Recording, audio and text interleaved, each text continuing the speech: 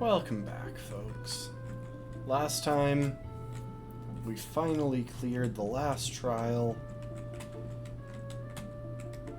and moved into the end game section. Now, with that said,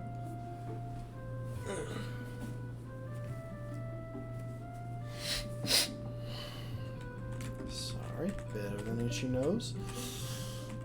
With all that said, we aren't going through quite yet, because I want to take a second and show y'all what I believe is on the other side of this arch. If we head north out of Vast Pony Canyon, we reach the Altar of the Sun, where we're going to be forced to fight Solgaleo. I don't want to fight Solgaleo with this team in this state.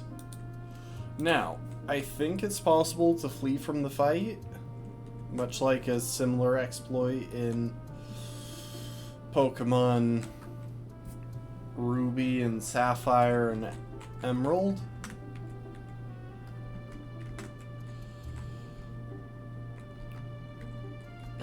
And I should have checked. Hold up.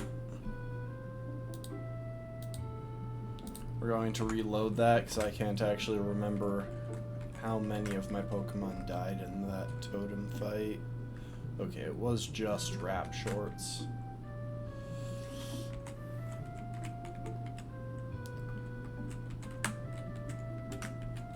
Anyway.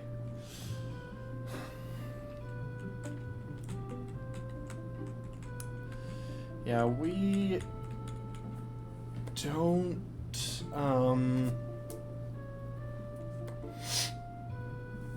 there's a chance that we can run away from Solgaleo and that will end the fight, but I'm not totally certain. So I want to play it safe and have a team put together that has the ability to deal with Solgaleo anyway. And there are a couple of things that we want to think about while we're doing this. So, at this point, as far as I can tell, the game is mostly just going to be a boss gauntlet. There are a number of major fights coming up. So we've got the Solgaleo fight, which we can hopefully just cheese by giving our lead Pokemon a Smoke Ball. We've got Ultra Deep Sea, where we have to fight a powered-up Lusamine. And then we have to backtrack all the way to Mount Lanakila,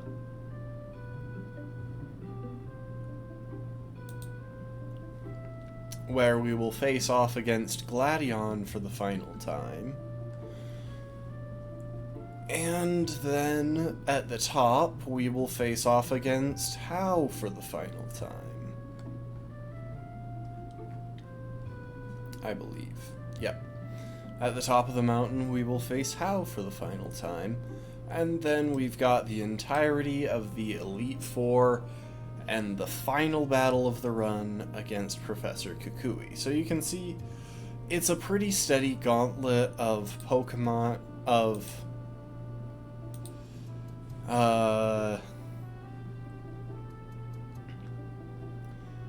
fairly difficult battles. Right now, the big ones that we need to worry about are Solgaleo and Lusamine, because I don't know if we'll be able to backtrack to the PC between the Solgaleo and Lusamine fight, so I'd really like to prep for both at the same time. Also, hi, Bee Marching.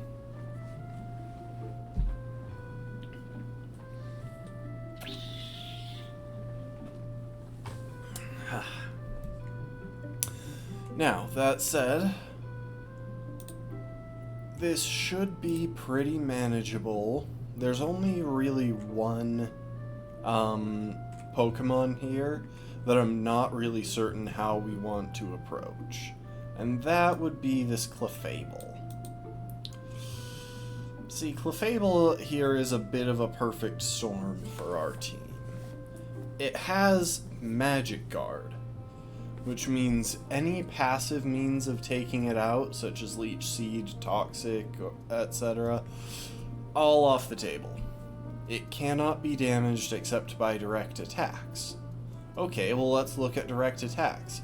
It's a fairy type, so it's particularly vulnerable to steel and poison type moves. However, the only good steel and poison type moves we have access to are special attacks. Because our best offensive Pokemon for this fight are Cargo Shorts and Cycling Shorts. And Cycling Shorts isn't even offensive, it just doesn't really fear anything that that Clefable can do. Literally everything else can be handled even with +1 boosts, because they all get a stat boost when they come in. Even with +1 boosts, they all get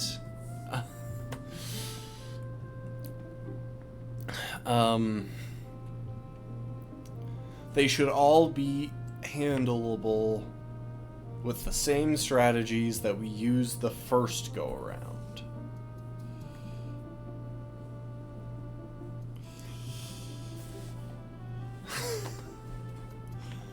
Which puts us in an interesting situation. The only one that's gotten more threatening than last time is actually Lilligant. Beware and Milotic. Milotic we can easily stall out of all 5 Hydro Pumps, and then it is completely susceptible to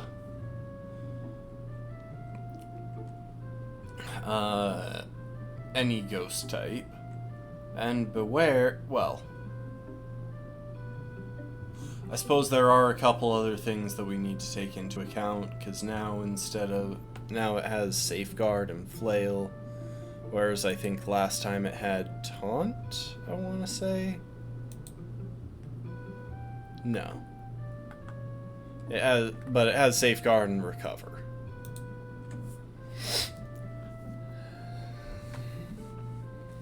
So, it's a little bit trickier to stall out, but I still think it's possible.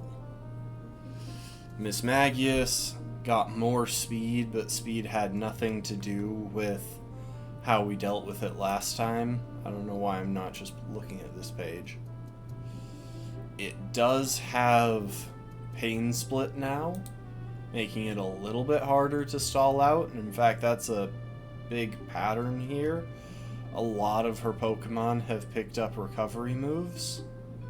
All of her Pokemon have picked up recovery moves. That's the big change here, apart from the stat buffs. But even then, we can work around these recovery moves.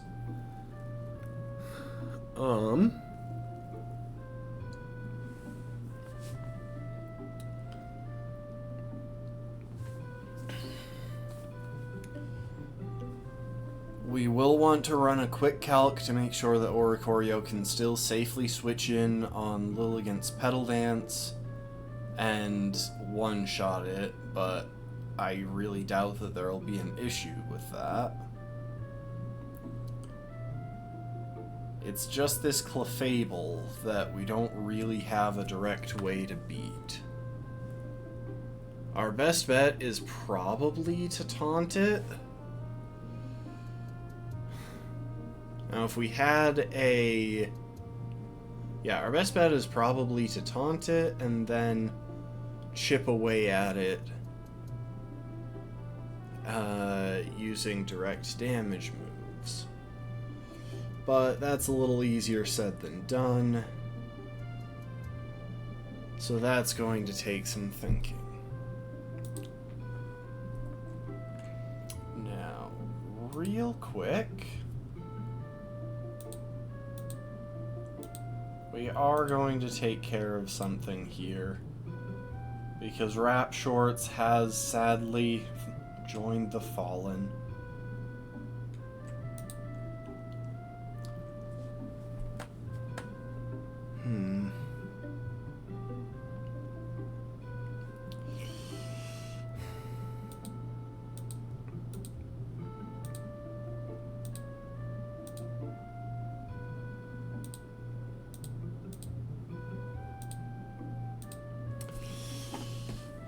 Now, let's talk about our strategy into Solgaleo.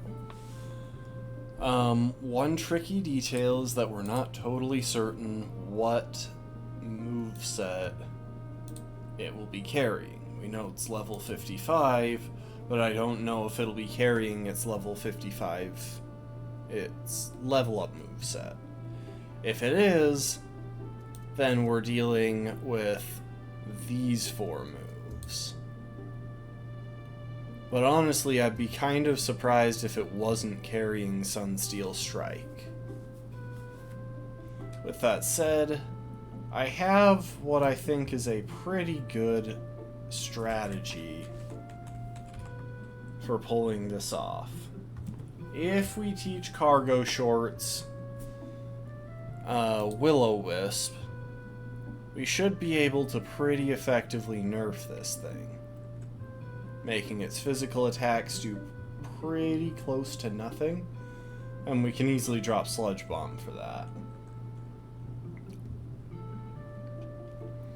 And then we can just stall a little ways until it's time to take it out with a Lava Plume.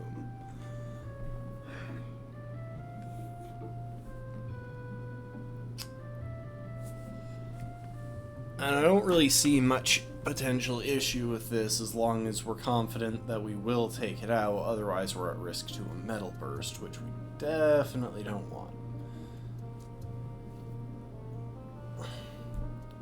Now, as far as our other Pokemon, well, we have Half Shorts, and Half Shorts is going to be there to carry a smoke ball and try to run away. If that works, Half Shorts will be around for use as our sacrificial Pokemon for Ultra Space. If that doesn't work, then Half Shorts will probably die immediately, giving us the safe switch into one of our other Pokemon to actually work on its strategy.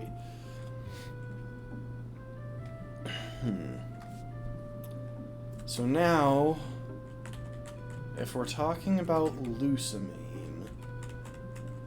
we want to think about who has the best matchup there.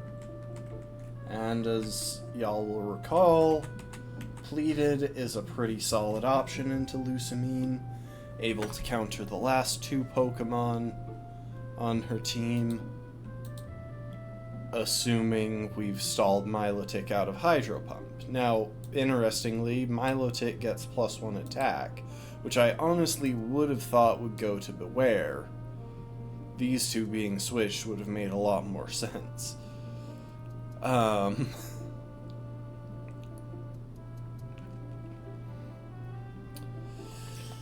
So with that said, Milotic does not get even slightly more threatening outside of the addition of Recover.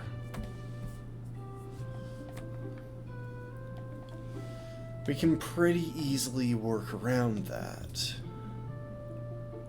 Mismagius is a bit trickier, but I still believe, well, Mismagius gets a bit trickier because of Pain Split, but I'm still quite confident that Bermuda can stall it out thanks to reliable recovery, Toxic, and the addition of Soak in its moveset, removing Mismagius' stab. That shouldn't be an issue. Now, as far as Lilligant goes, we have something to check. And I'm actually going to go ahead and run this calc right away. So this is Lusamine 2. Oh, and she has different natures on all of her Pokemon. We haven't actually seen that before. Okay, so Lilligant, level 50, modest, special attacking Eevees.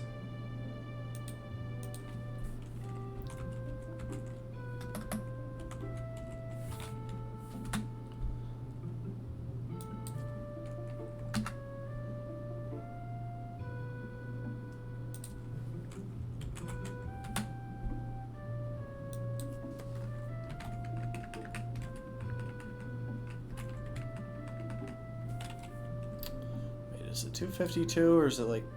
Yeah, it's 252. For some reason I thought it might be like 200 something.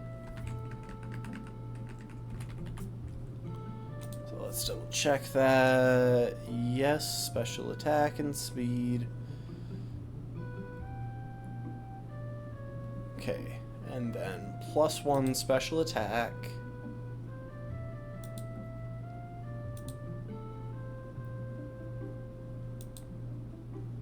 Own tempo.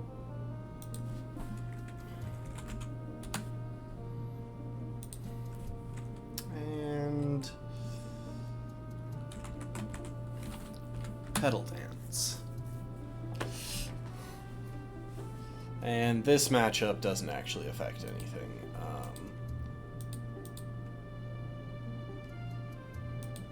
Oricorio.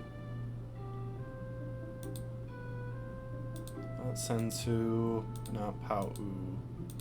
Okay, just Oricorio. I think this is the Bylay style, but anyway.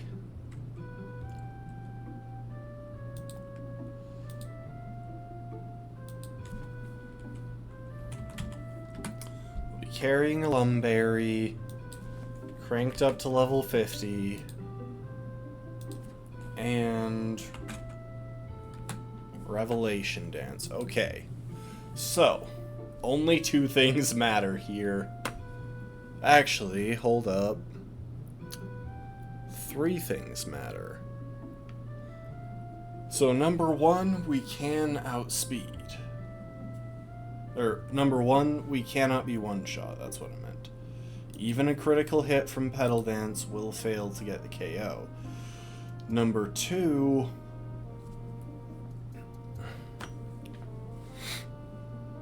we can get the one-shot consistently. But number 3 is a bit of an issue because we don't outspeed.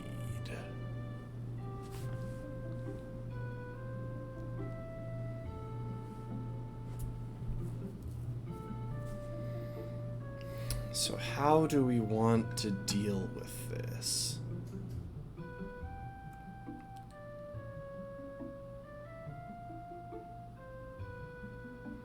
It becomes a non-issue if we get a safe switch in, but that just means sacrificing one of our Pokemon.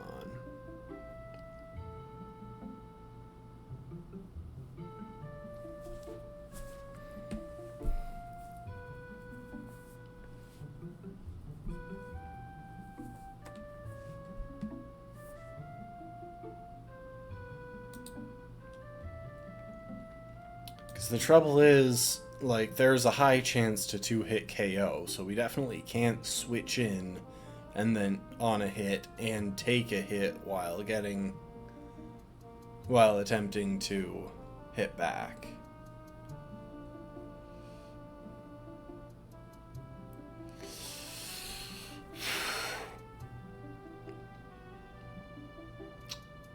Yeah, honestly, I think the only smart move here is to...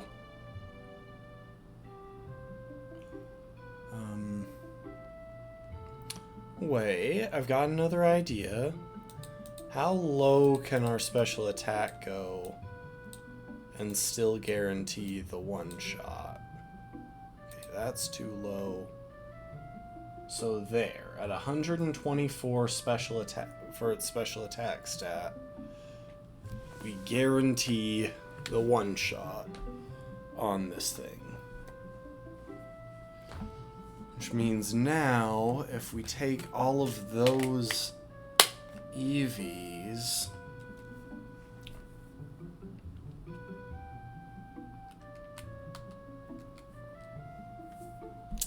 and put them in here...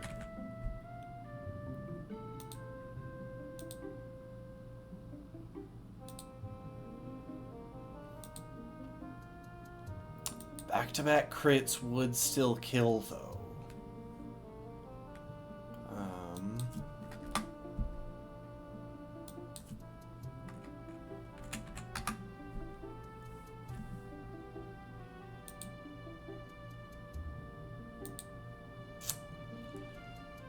Yeah, I think the smarter move is just to continue with what we have and make sure that we have a Pokemon we can sack in order to pull this off. Honestly... okay, so... the important thing to note is that Bermuda... oh, let me pull up the screen. Bermuda, Pleated, and Scort are the ones that will be doing the part of beating Lucamine's team.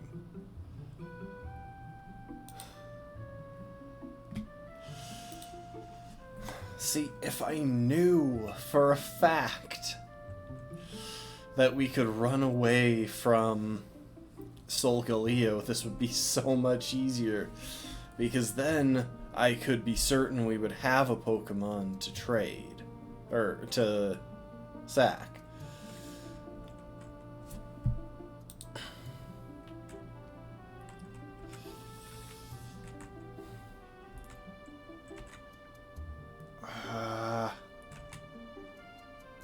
Thing is, I genuinely think this should work. Here's a thought. Okay. With that Lucamine fight...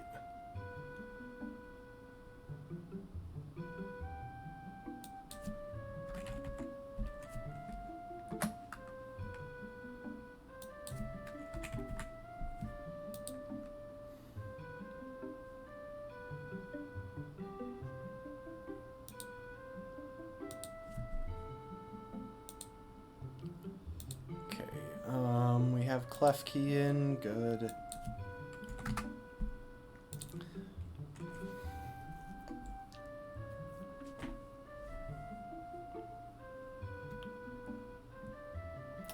Okay, we could retrain Klefki. Because the thing is, Klefki will only be filling a specially defensive role here. If we retrained Klefki...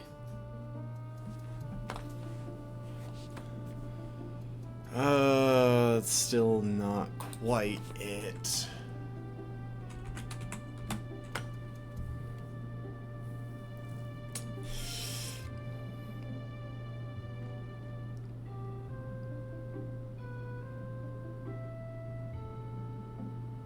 It has a very small chance to 2-hit KO, even if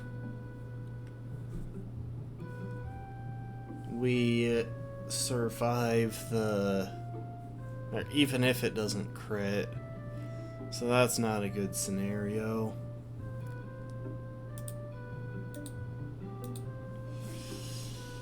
Oh, sorry, I don't have it showing. For the record, just real quick,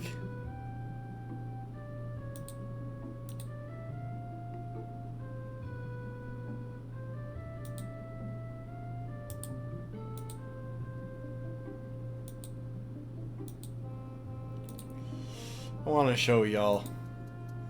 This is why I struggle to deal with this, because I have the information pulled up over OBS.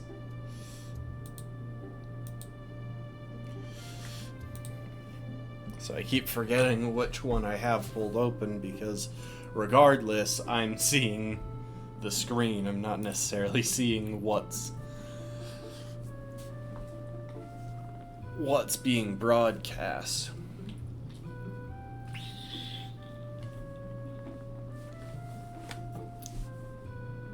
And that's just a matter of my desk not having room for a fourth monitor. If you're asking why fourth instead of third, well, I've got a third, but that one stays attached to my work computer. That one stays attached, one of them bounces between, and one of them is always on my personal computer. So, yeah. I am still tempted. I'm definitely a little bit tempted to retrain Klefki. Like, even without that, I would... Even without planning to use Klefki to cut down Lilligant's speed or something...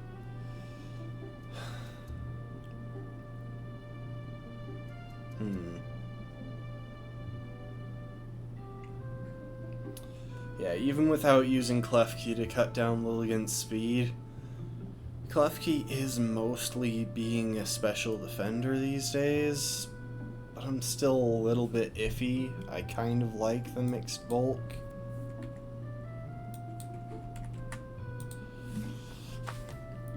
It's not ideal, but it covers all of our bases.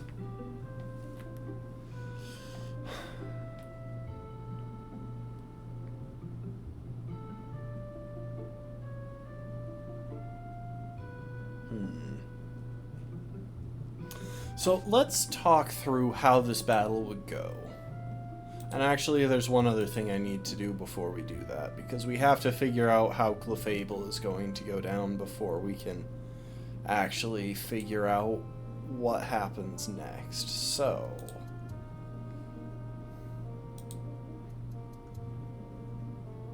let's save the Lilligant set.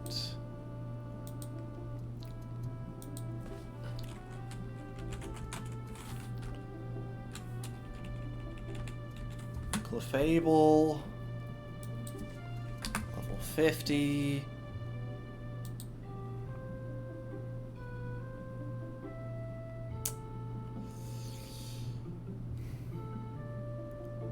Looks like a fully defensive spread with HP and special defense investment.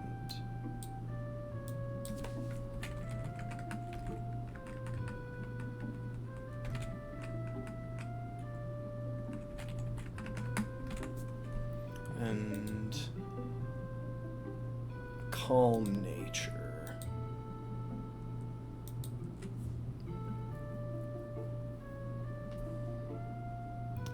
With Moonblast.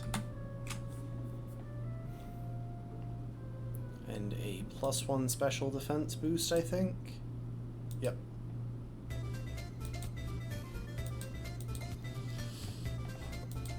So,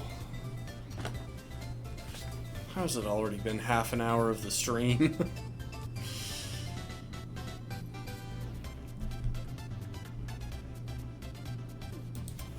Real quick, do we have Torkoal in here already? We do not, so...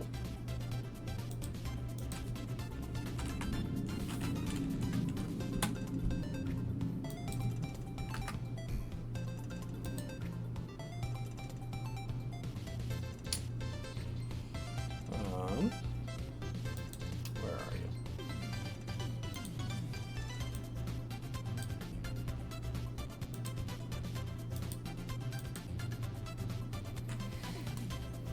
Okay.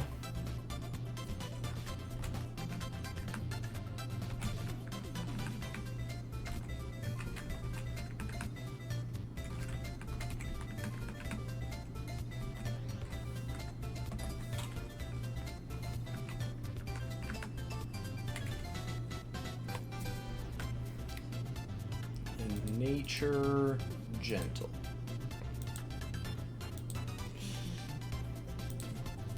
Now, with all that, Sludge Bomb...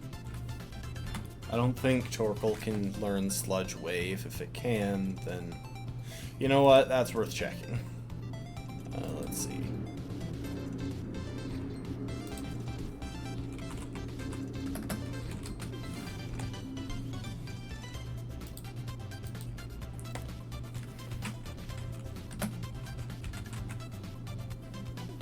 Just Sludge Bomb, not Sludge Wave.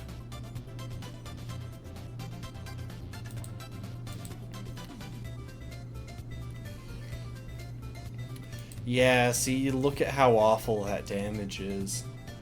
Like, that is just not even remotely worth considering. We're being out-damaged with Moonblast there.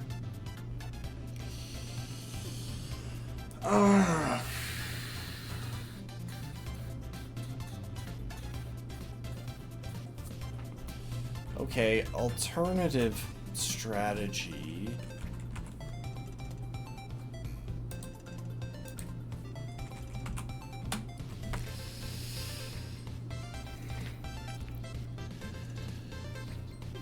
Nah, that's pretty bad too.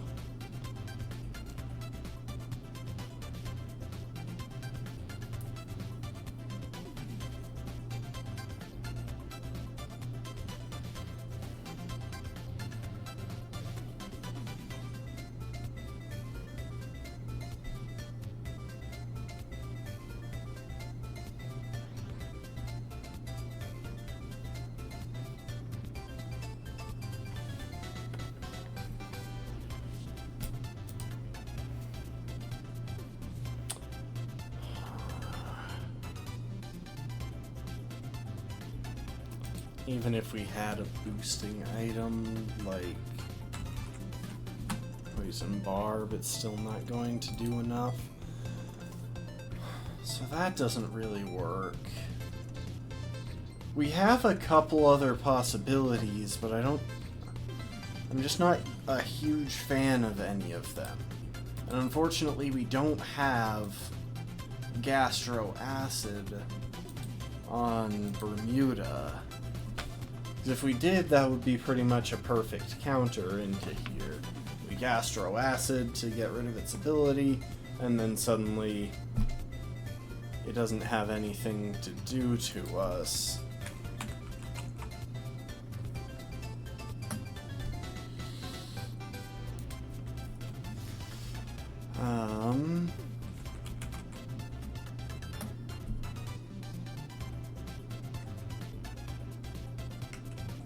Zoom in there so y'all can see a bit better.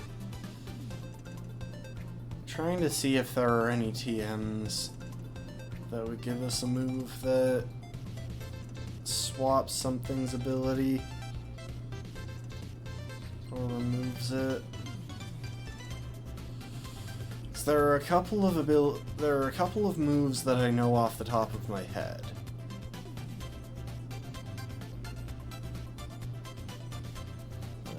But neither of them apply here.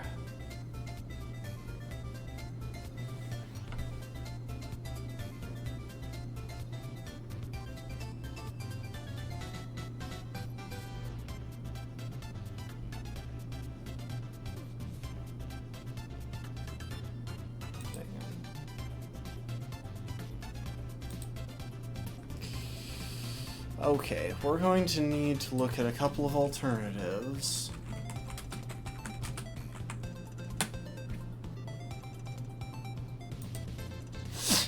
Worry Seed is a move that would do the trick, but it does depend on whether we have a Pokemon that learns it, and I don't think we do.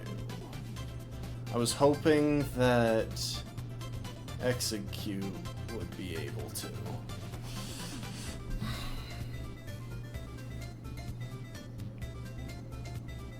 Okay, so that one's off the table. So I don't think we can get it. We can even get Pumpkaboo. No, we can't.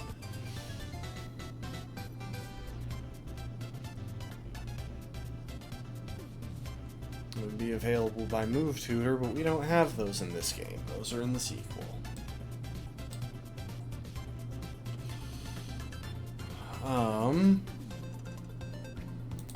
Let's see, what about entrainment?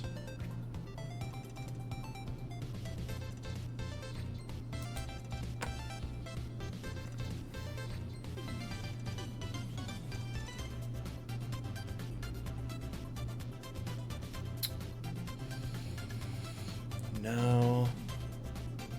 So we don't get a... Oh, wait.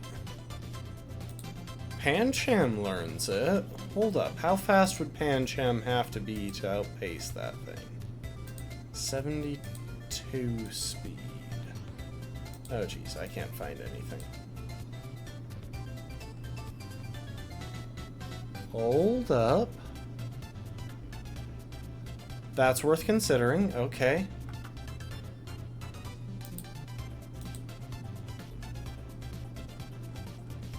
So Pancham is a possibility if it can outspeed us. Or if it can outspeed Clefable.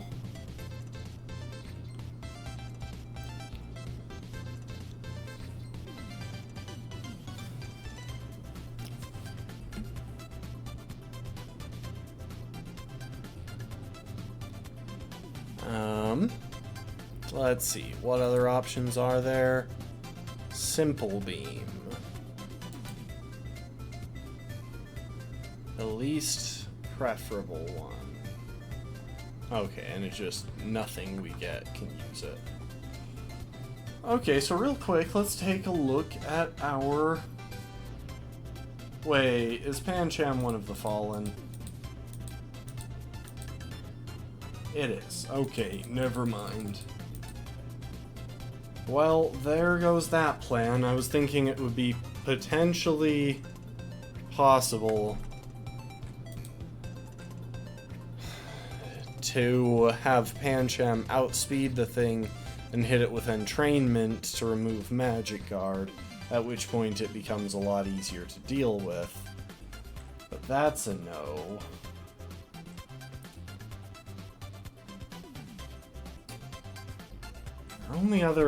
There are only a couple other really good options.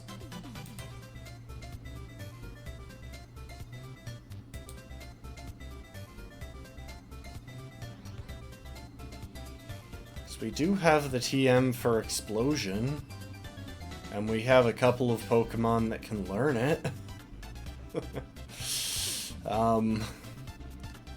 And that would be worthwhile to deal with the most worrisome Pokemon on Lucamine's team.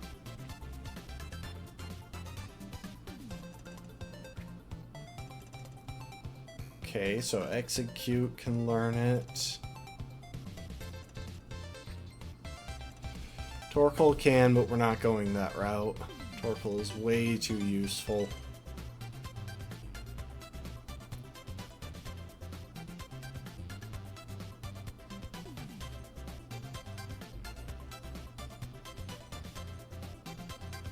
Carbink can, but same story there.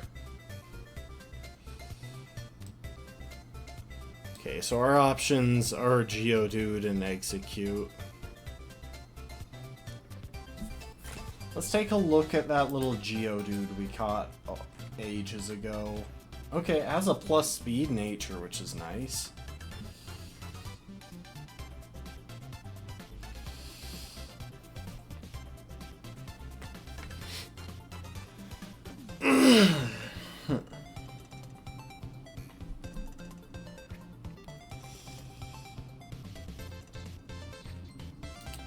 Okay, time to run some calcs. Oh, while I'm thinking about it, we'll save this Torkoal set.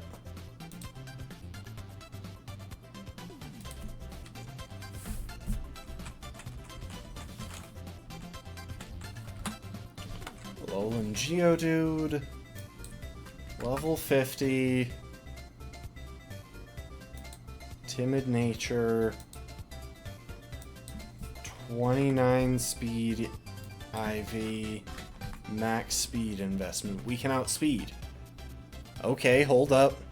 Max speed, and then max attack. Explosion.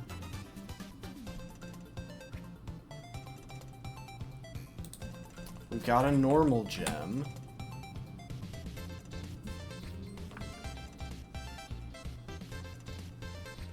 Oh, except I don't have the right attack EV in here.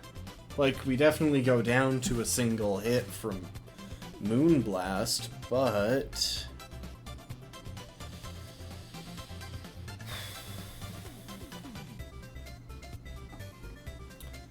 if only we could have this thing's hidden ability.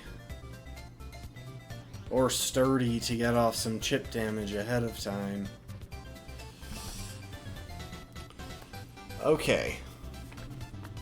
Let's assume that we do that. For just a second here. The question then becomes, can we bring in something for the cleanup that will get the job done? I see a few options for how to approach that.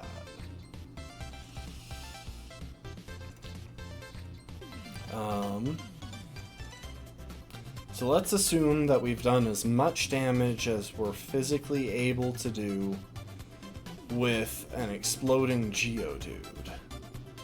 And let's assume that we only got the minimum roll. So minus 107 would bring it down to 95. Huh.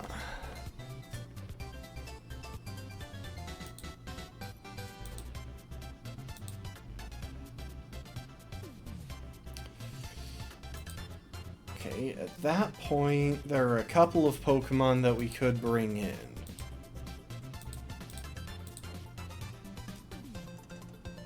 We could bring in Torkoal. I did save. Yes, I did. We could bring in Torkoal, retrained into a physical attacker.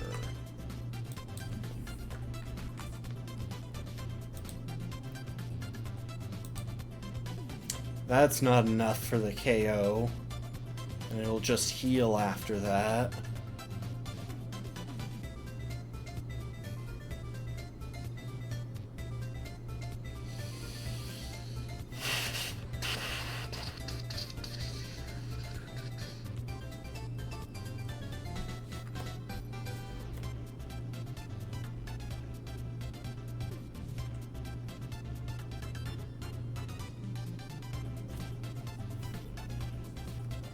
So I don't think that's the way to go.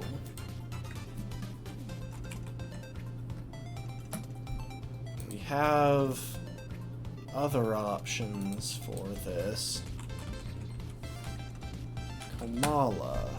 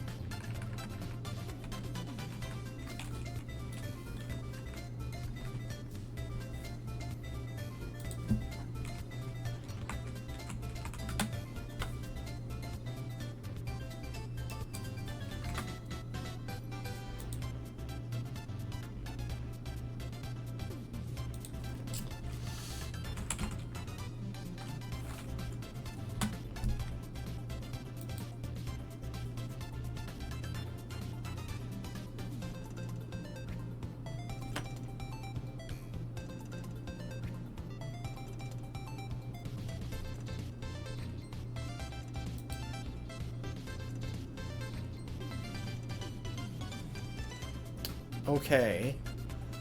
I think this is doable. I think this strategy can work.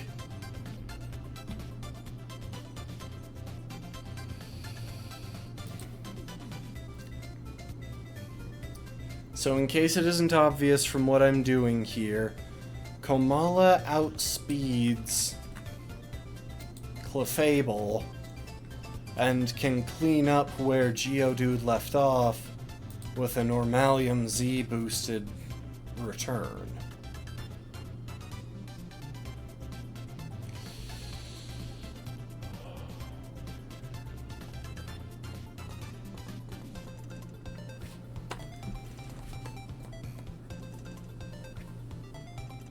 The only thing that could really disrupt this strategy is if Clefable goes for recovery turn 1, so that it winds up back at like 97% HP. But actually it looks like even then Komala can deal with this thing, so we might not even need the risky we might not even need the risky Geodude thing.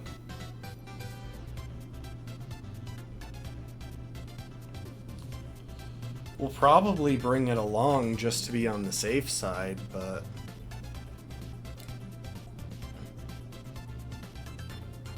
Alright, let's hang on to this plan.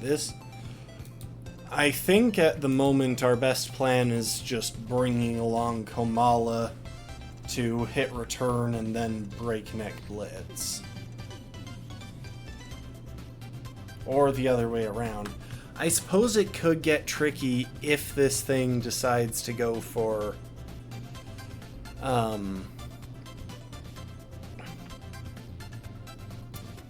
if it goes for cosmic power, then turn 2 might not do as well.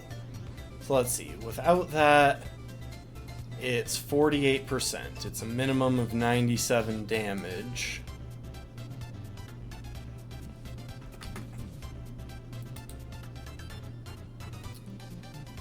So there, and then it gets to +1 defense, and we use our Z move.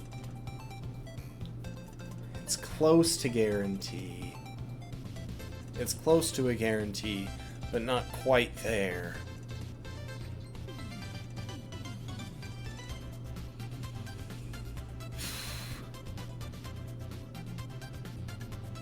Okay, you know what? Normal gem boosted explosion into breakneck blitz is the play. It's definitely the play. So that would mean we make this change.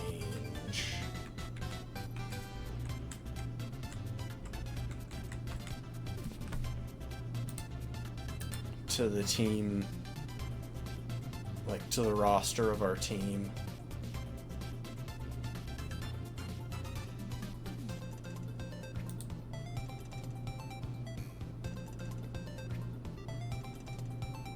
Yeah, I think that deals with it. So, taking that into account, what comes out after Clefairy, or Clefable, that becomes pretty straightforward. If Komala is what takes Clefable down, then they're definitely going to send in Beware, because it has Hammer Arm, which is by far the strongest option into it. They don't really have a reason to send anything else. Beware, we switch in Pleated Shorts. And Pleated Shorts uses Leech Seed on the switch, presumably catching Miss Magius, who comes in. Because Beware shouldn't actually choose to do anything.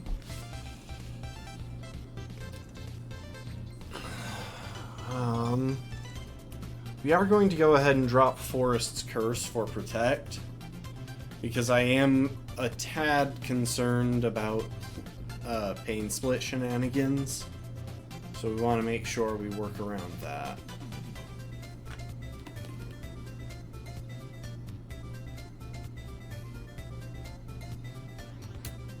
Yeah.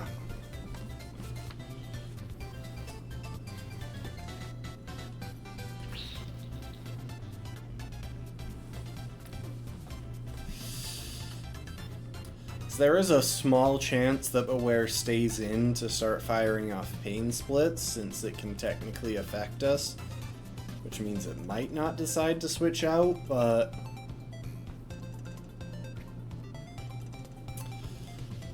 think the odds on that are pretty low, and even then we can deal with that by just tacking... I was gonna say Will-O-Wisp, but Toxic might actually be better in this case. Okay. And then at some point we'll need to sack something to get Oricorio in safely to deal with Lilligant, but all of that is doable. I'm going to take a second, fiddle with stats to make sure that we have what we need. So, after that solid half hour of sitting around, you can stare at this guy while I update things.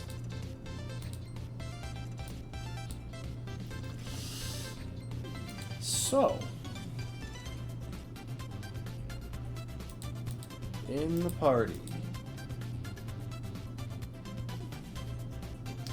we have Half Shorts, whose only job is to die. Now, Geodude Alola, on the other hand, max speed, max attack, and a minuscule amount of special defense that will do absolutely nothing, really.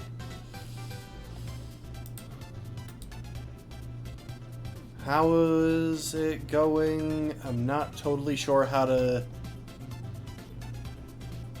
I'm gonna call you Ping. How's it going, Ping? Unless you want me to call you something different. Welcome to the stream.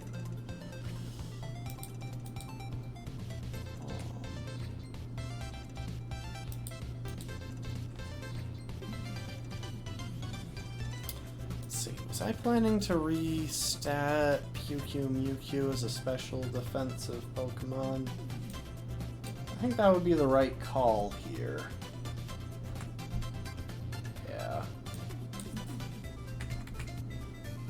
Got just enough level to make that, just enough leveling space to make that work. Don't let my Pokemon die. I'll be honest, I'm probably not going to follow that tip because I think the safest way through this matchup is to let some of my Pokemon die.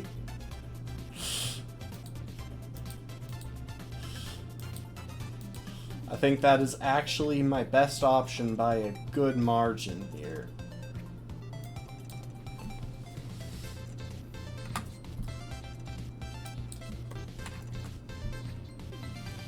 Let's see, real quick.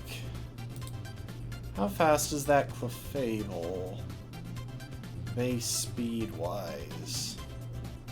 60 base speed on Clefable. What about Mismagius? Or, not Mismagius, Milotic.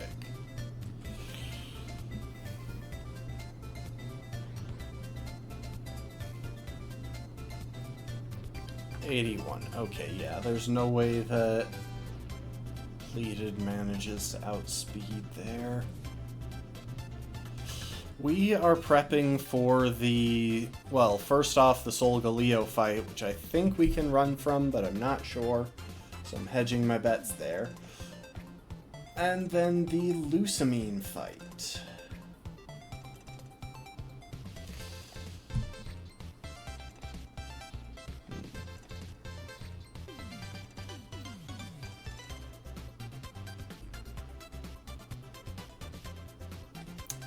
Lusamine 2, to be clear, in case it wasn't.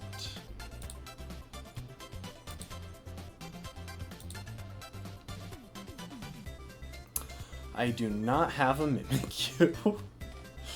Unfortunately, or perhaps fortunately, it's kind of a toss-up there. So real quick, if I show you here. We only had one encounter in the abandoned store, and out of our legal encounters, we got cycling shorts here. I was hoping for Mimikyu just because it makes so many setup options easy, but at the same time, a steel type the only decent steel type we've gotten access to is a pretty good find.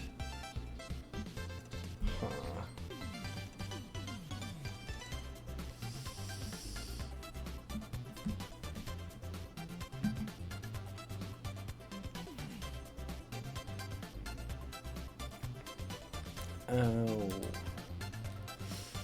What was I going to do next? Yeah, so buffing the speed there's no point. So we'll leave that as it is.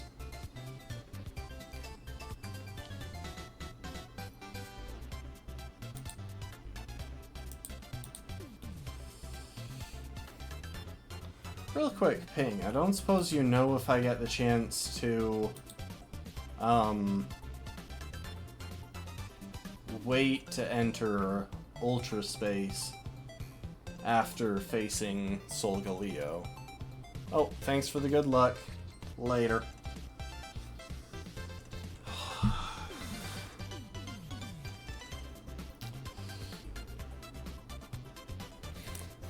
Real quick, folks. I am going to highlight the one thing that has me second guessing like all of this. So, Altar of the Sun, and hang on, let's close out of some advertisement stuff. Look at the items here. We get 10 Pokeballs from Lily if the player has no Pokeballs in their bag after defeating or running from Solgaleo.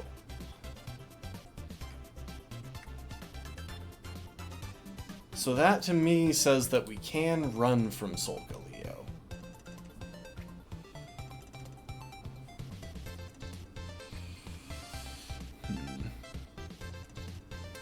There is something else we need to check though.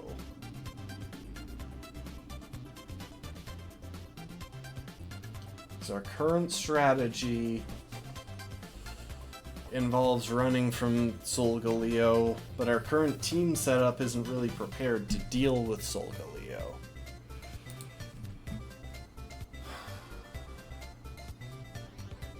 But I think I have a way to work around that, so.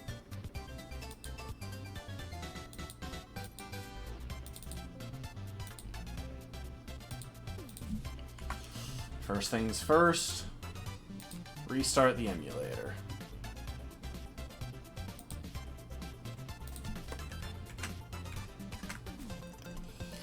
To get our changes in place. And actually, we might wind up doing that again because... Alright, here's my thought. What if we can use Torkoal instead of Oricorio to deal with Lilligant? Alright, Lilligant versus Torkoal.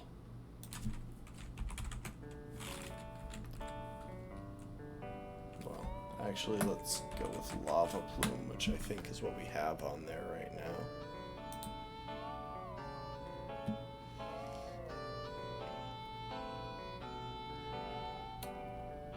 And if we bump those to special defense,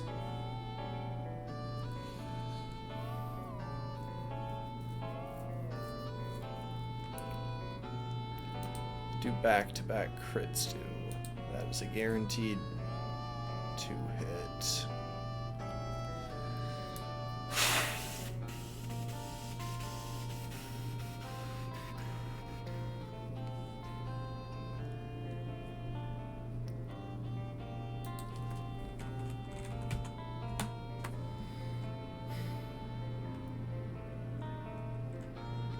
If only we didn't have such a garbage special attack EV.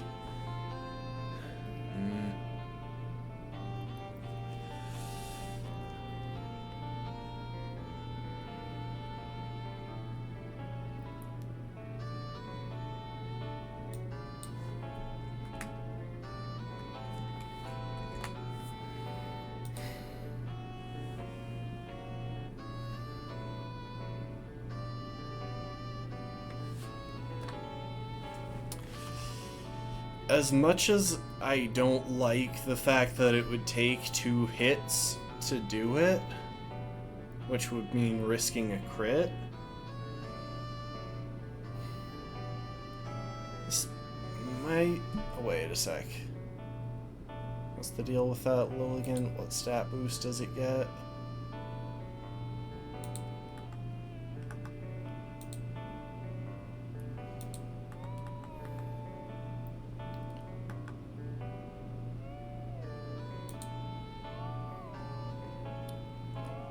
Special attack.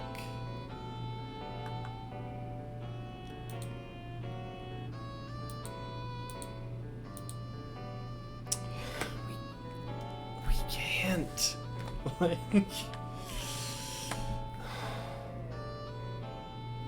Okay, hang on. We are assuming that this happens coming in on a KO on her side. If she has KO'd something, that should mean that she's locked into... Oh, hang on.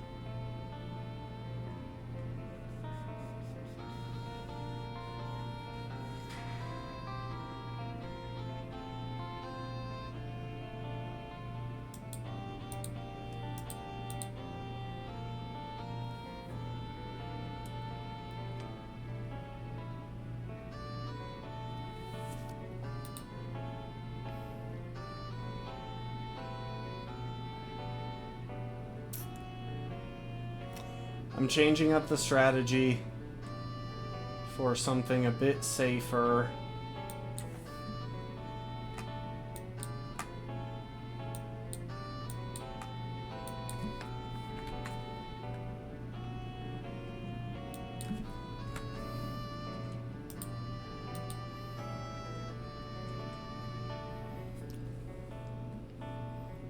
Yeah.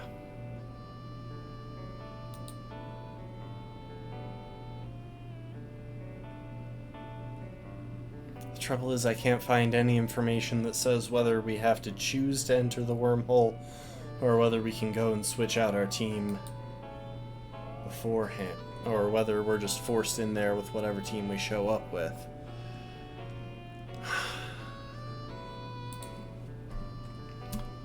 Okay, hold up.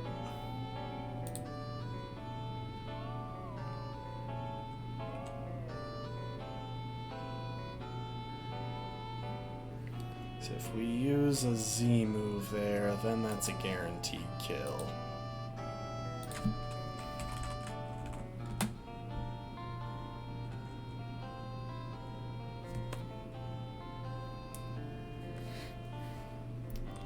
Funnily enough, Flamethrower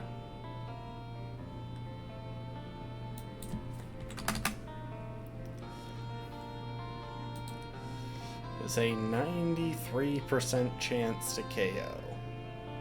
There's exactly one damage roll where it doesn't. If that one damage roll didn't exist, I would go that route, but...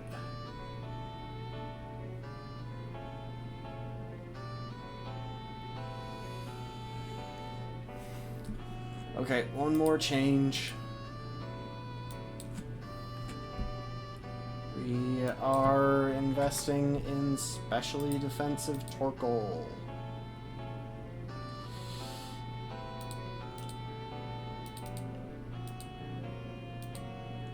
And we're gonna restart one more time.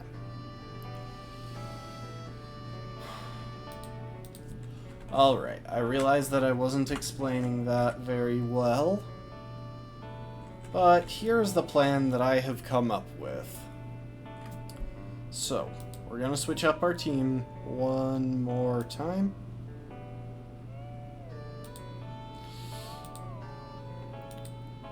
In place of Skort, we have to go with Torkoal, or with Cargo Shorts, because Cargo Shorts can do what's necessary to help us deal with Solgaleo. And has the ability to deal with Lilligant if we handle things correctly.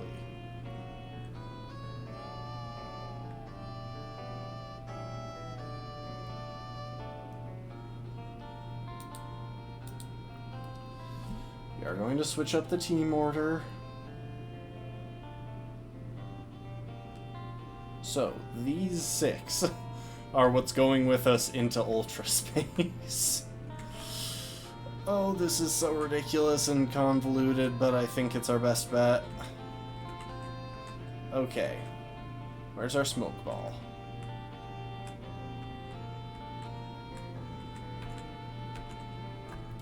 We give Bermuda the smoke ball. And where are our Everstones? To save some time here.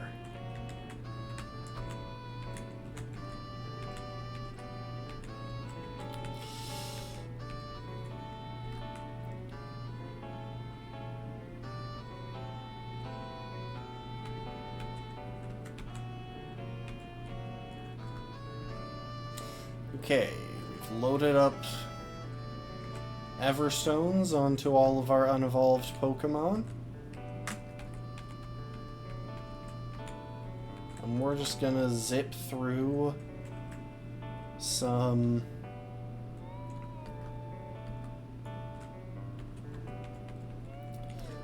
leveling.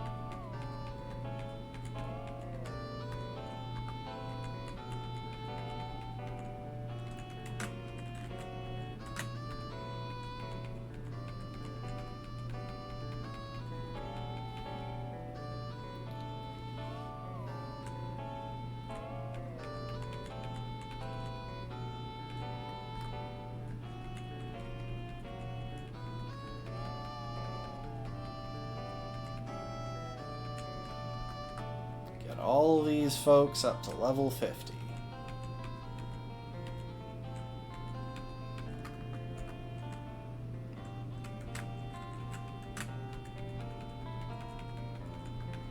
Some of them are going to take a while.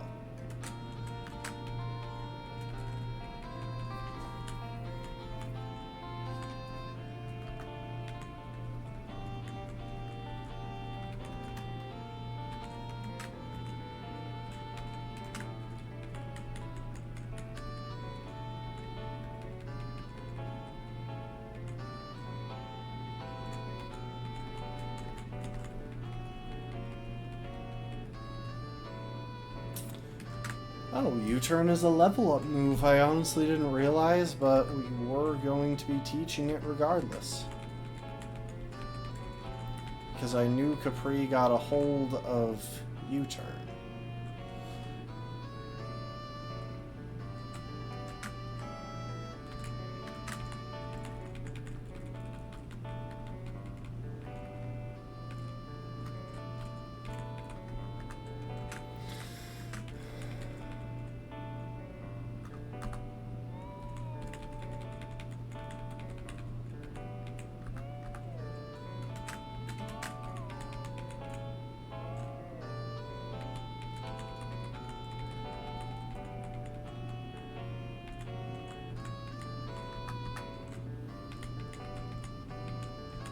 Shell Smash. You know what?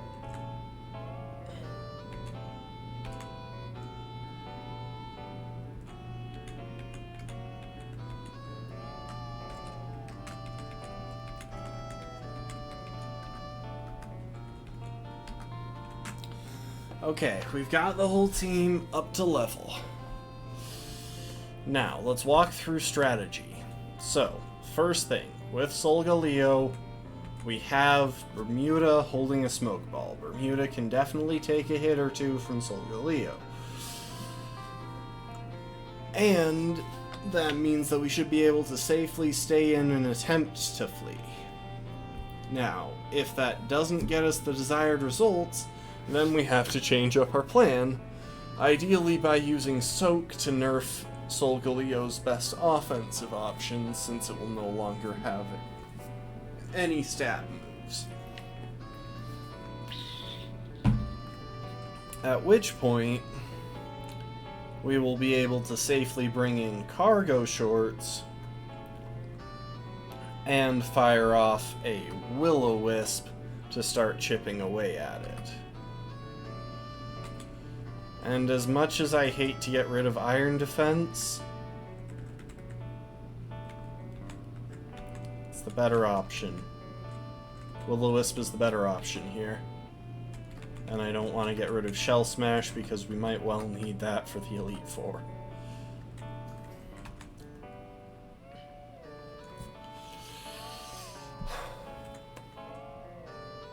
Now, as far as the Lusamine fight goes, before that happens, we will switch up the order. You may be wondering what role Capri plays in this whole thing. Capri is going to be our sacrificial Pokemon against Lusamine's Lilligant. Lilligant will kill it with a single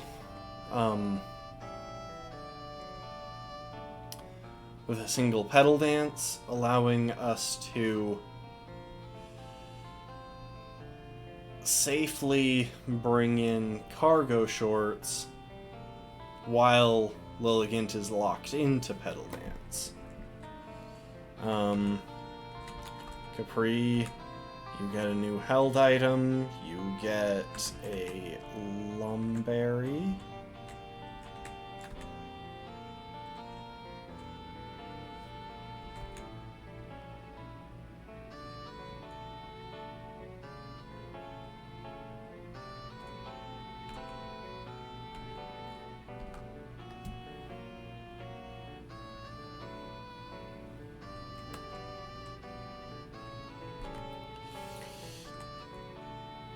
Lounge Shorts.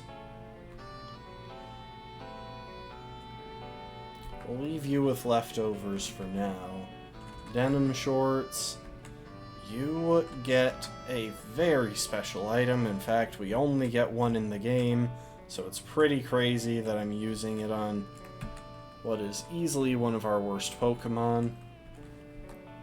But, normal gem, there you go. Pleated Shorts.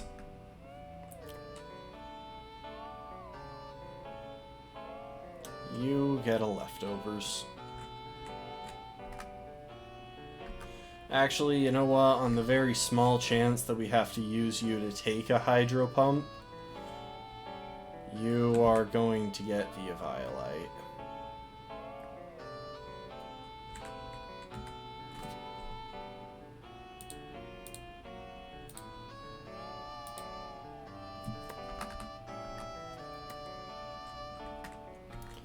And lastly, but not leastly, we are going to drop Protect onto a couple of these Pokemon.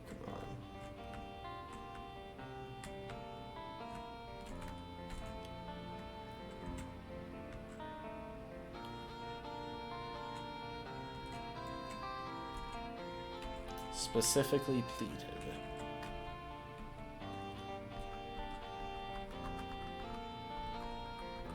And we'll drop Will-O-Wisp there for Toxic.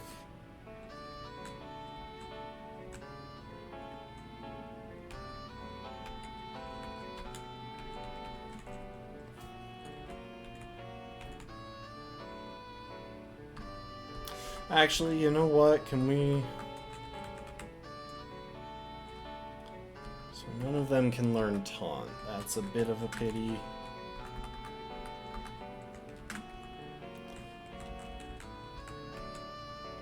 I think it might be almost sunrise in game.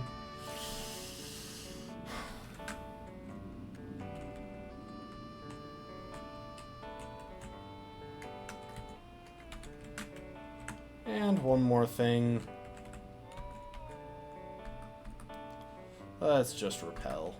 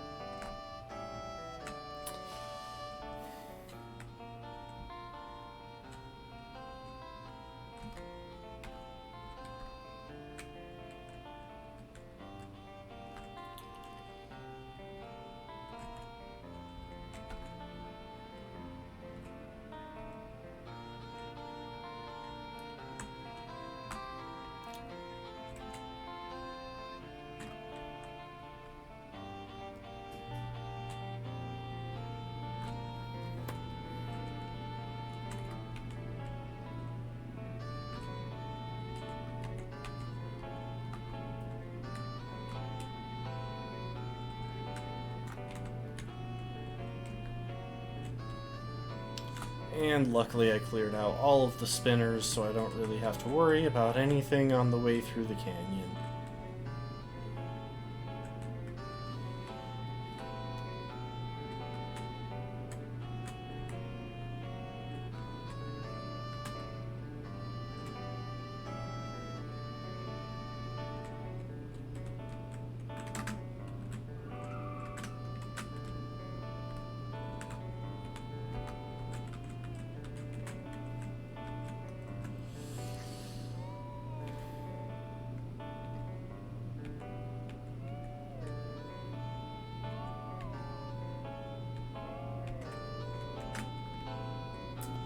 Alright.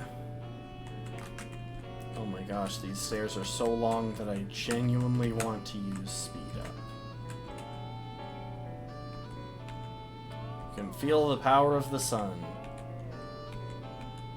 despite the fact that it is nighttime in-game. Hang on.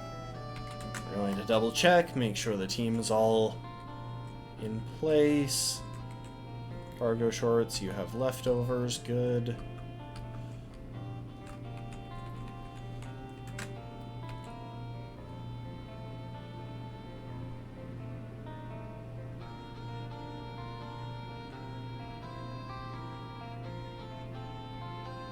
Okay.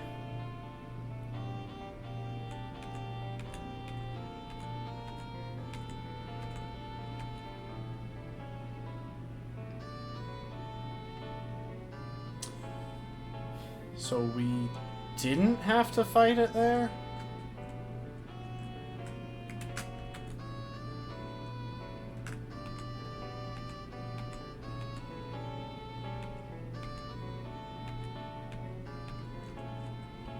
Okay. Okay, we can go back. So much stress, all for nothing, because we didn't have to fight Solgaleo, and we can go back. Okay. In that case, we can go for a much simpler strategy. We will swap... Actually, no, we will still keep Capri. It's a safer option than... You know what? No, Capri has potential actual uses later in the run. Half Shorts is unambiguously useless. But it does mean that we can swap Skort in for Cargo Shorts.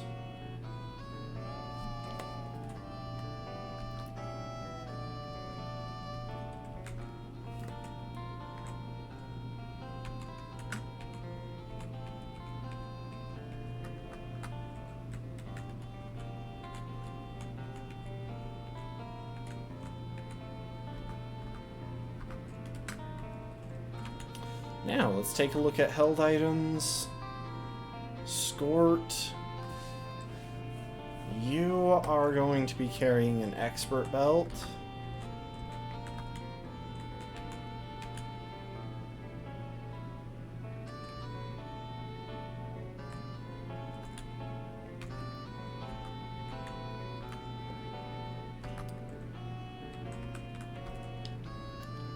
Half Shorts. You are going to be randomly carrying a sticky barb.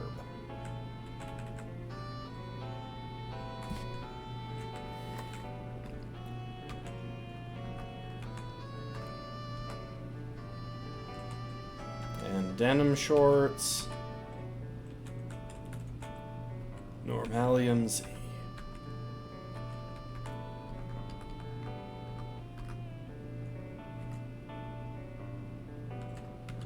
Bermuda.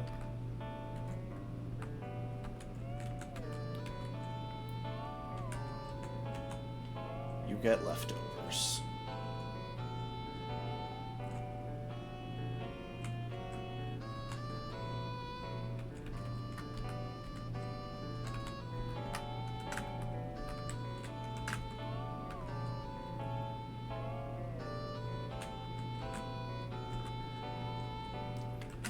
and we can fly straight there.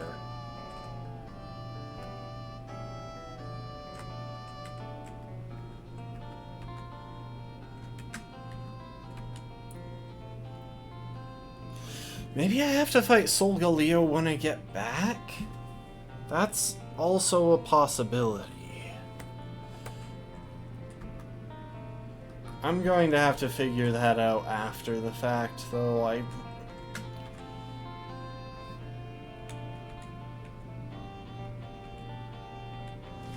For the record, we can appreciate...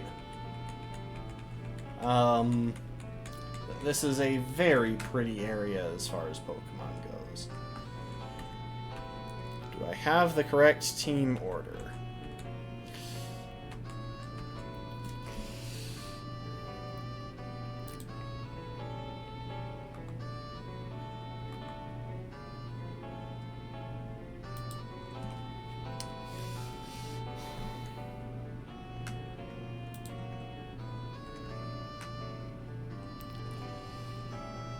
Okay, here goes.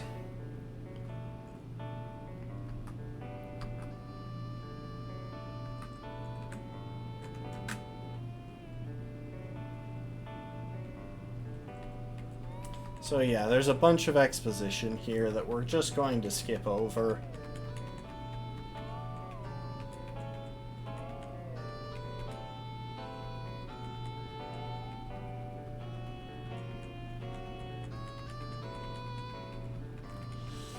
Like, look at all of that text. And now she is Tentacle Lusamine. Okay.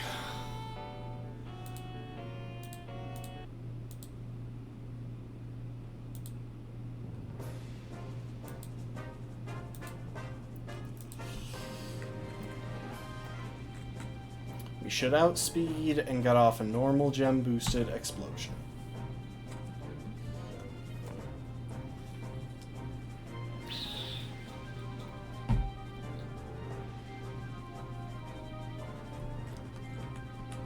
Did plenty of damage.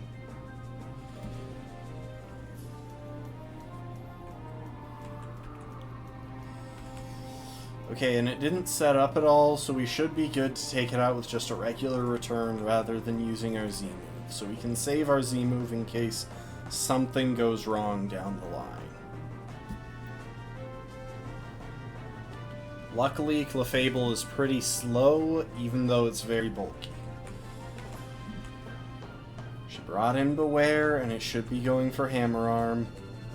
Regardless of what it actually goes for, Pleated should be pretty much totally safe. Oh, it went for Baby Doll Eyes.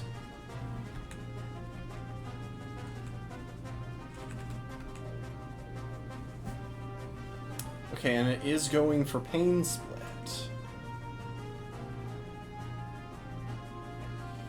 So because our HP is lower than Beware's, that's just going to hurt it. Now that Leech Seed is in play, there's a chance of that changing, but...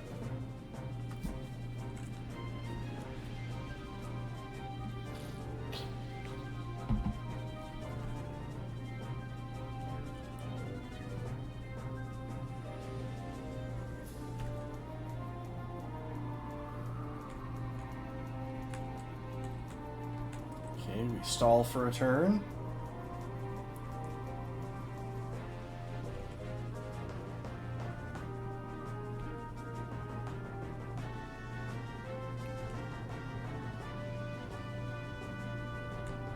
She might use an item here, so we're going to click Toxic. Nope, she's not going for full restore.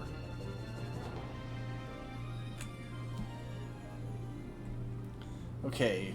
Best case scenario, it survives this round of Toxic, because that means we can protect on the next turn and have it go down then. Okay, and if Lusamine was going to use items, she definitely would have there, so...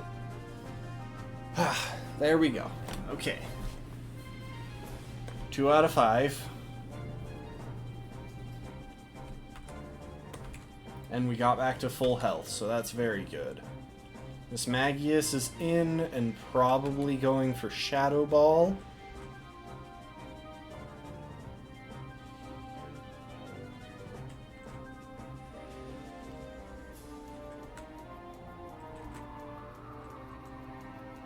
So we're going to go into Bermuda.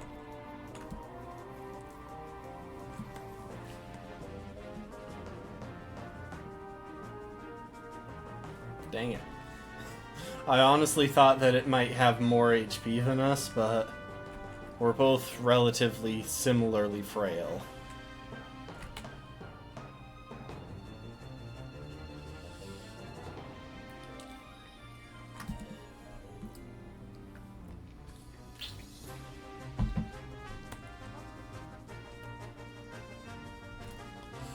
Okay, we soaked it to nerf its offense. Now we'll recover. Now at this point, it should be pretty random what move it goes for between Shadow Ball and Power Gem because they're at the same damage. But it shouldn't matter either way because it can't do enough damage to threaten me.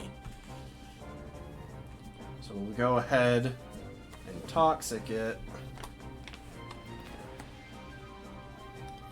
And that'll gradually wear it down.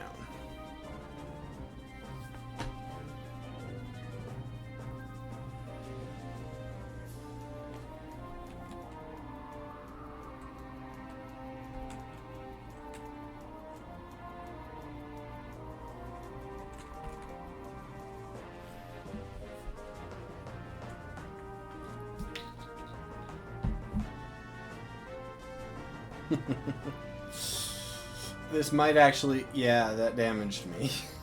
Oh well.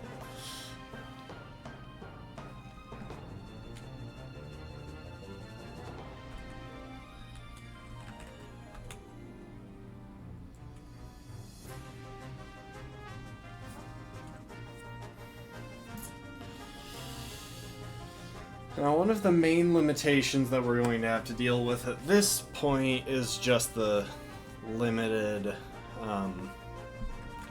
PP behind Recover and Pain Split. So I'm actually going to go for a couple of unnecessary Pain Splits that will do practically nothing, but will keep Miss Magius from regaining as much health from its own Pain Split. We'll get to a certain point here where we have to start using Recover because Pain Split is going to start putting us into crit range of Shadow Ball and Power Gem.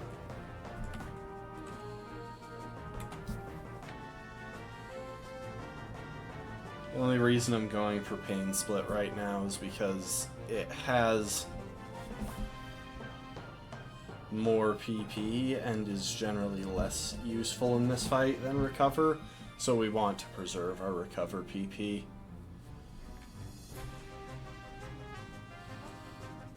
Okay, at this point I'm going back to Recover, because if it doesn't go down this turn, it's going down the next.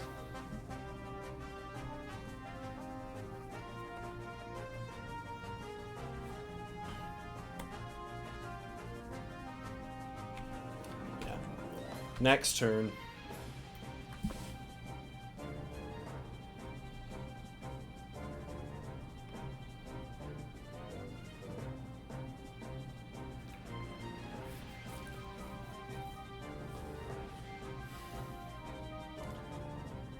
Really?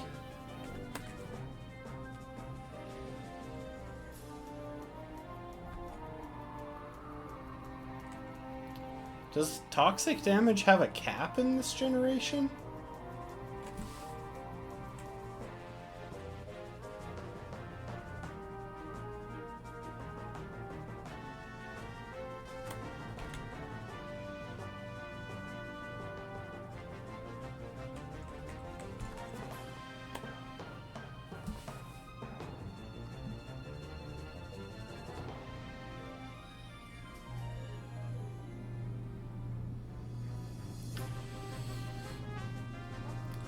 Okay. So I had... Apparently toxic damage is capped in this generation. So now it'll use Pain Split, but it won't regain as much because I'm not at full health. And I will get back most of my health with Recover. Honestly, if I had Protect to stall that out, that would have worked a lot better, but... Either way, we made it through with almost full health.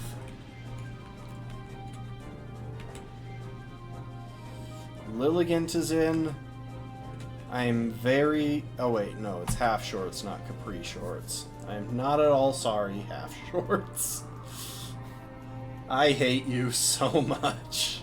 There's only one Pokemon that we've gotten in this entire run that I genuinely and sincerely hate. And that is half shorts.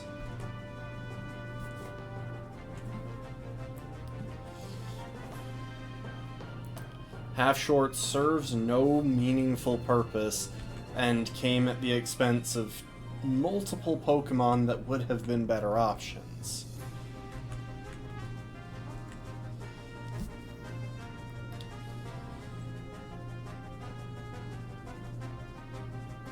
Goodbye, I will not miss you. And we managed to get Lilligant stuck with Sticky Bar. Alright, Skort. It is locked into Petal Dance. You cannot be killed even by a crit. And even though I forgot to check, you are already in fire mode.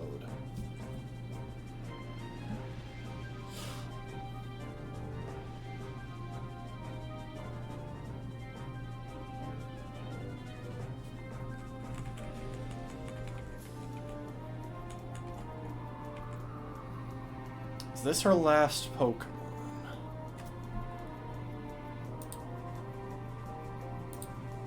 Yes, it is. Anyway, she is going to be going for Hydro Pump. Bermuda, you're back. You know, one run that I've looked at that would probably be pretty fun in this game. Okay, that was a crit. Otherwise, that was a concerning amount of damage. One run that would be fun in this game would be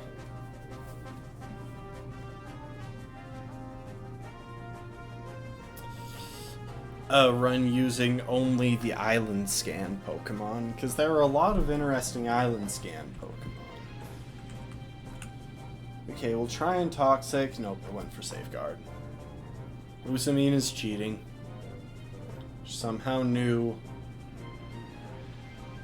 what would happen here.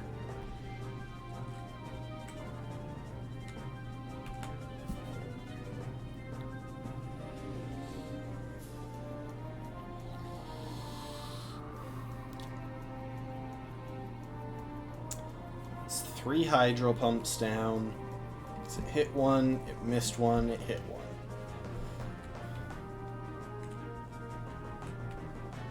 I'll use Soak, it will do nothing. 4 Hydro Pumps.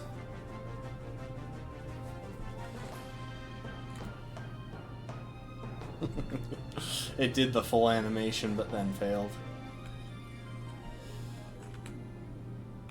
Recover. Wait, did I miscount?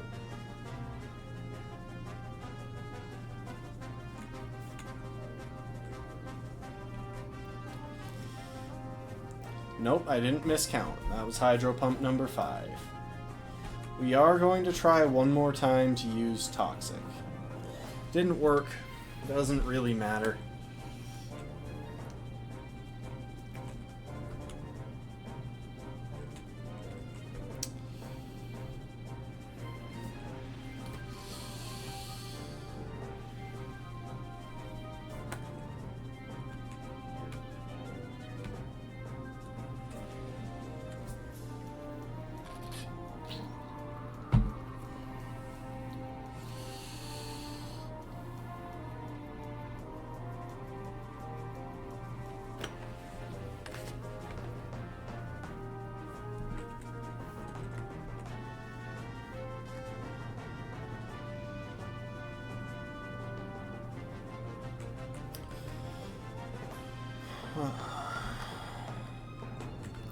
This could actually turn into a bit of a slog until this thing runs out of...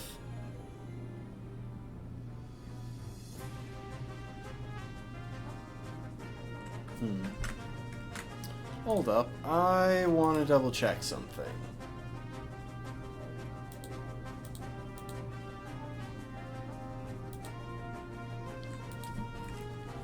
Yawn...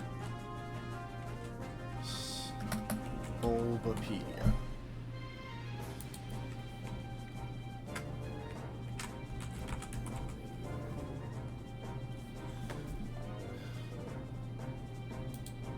Oh, I've got a cheeky strategy here.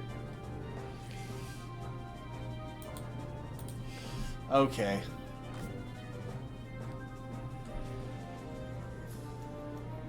We are going to switch in lounge shorts. And it's not the strategy that you think. Milotic is going for recover.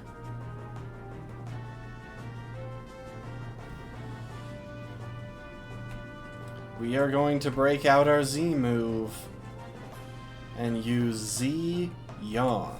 And yes, I'm aware that they are covered by Safeguard. But Z Yawn has an extra effect, not just Yawn.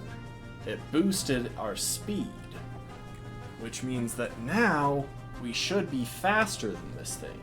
And Safeguard should wear off this turn. So now we can hit Yawn. How are you faster? That's just rude.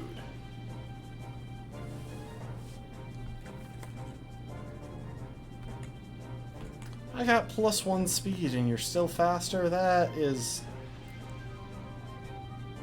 I find that difficult to believe. Use Sucker Punch to try and chip it down a little. Oh, I didn't want to crit there because that boosts Flail.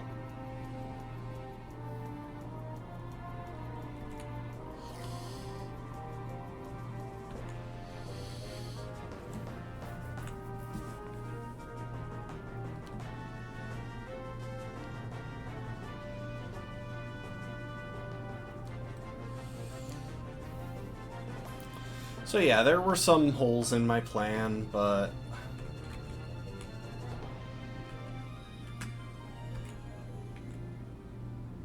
Okay, anyway.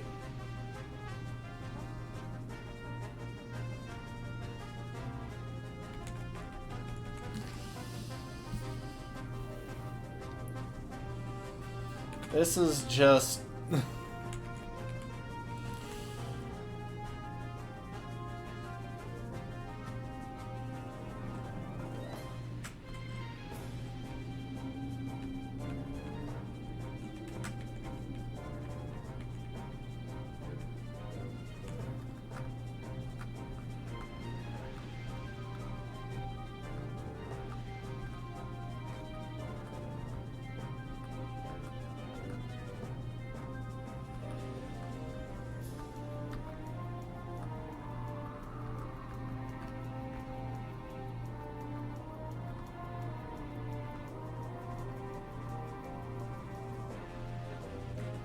Okay. So it is going to make me have this match. Oh.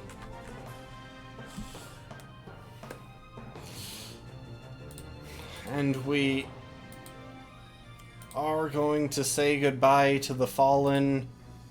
And no, you don't get a place of honor.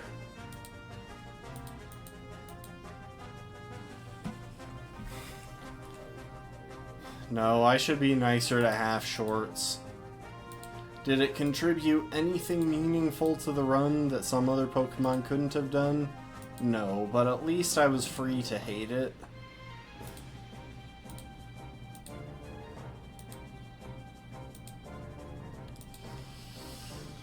So there's that.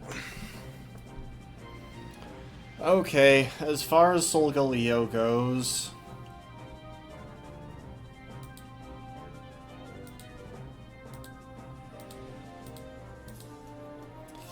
let's put together a team that can take on the lion.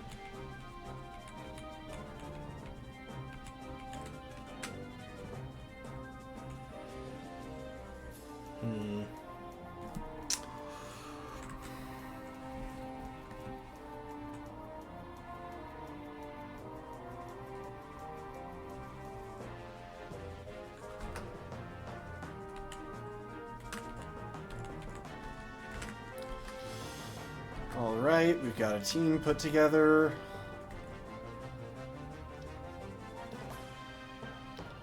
Lounge, you get a different item.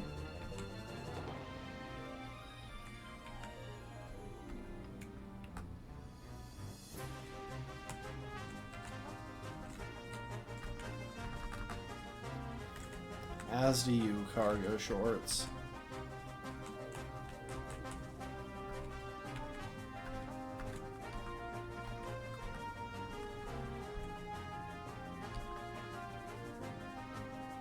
And actually, lounge... No, Bermuda...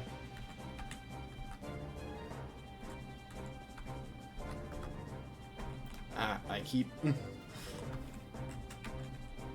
You also get a different item. You get your smoke ball back.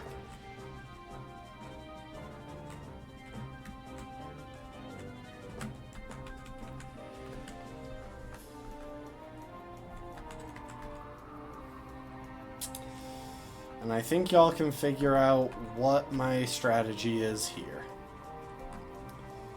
We are going to have swim shorts learn one different move before we do this, though.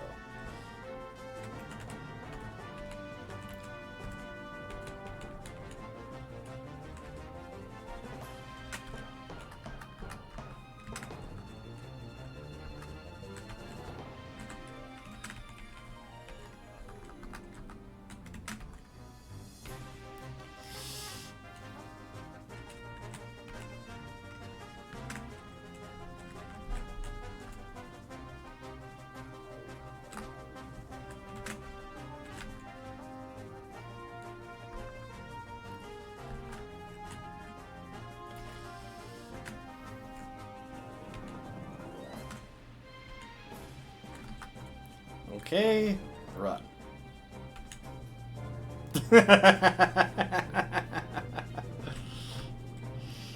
So, do I have to do anything else? Like, do I have to try and do this, or can I just leave?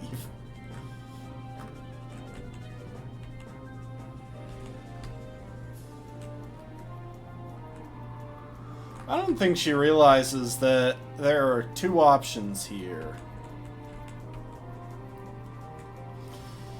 Either I kill this thing, or I leave it here.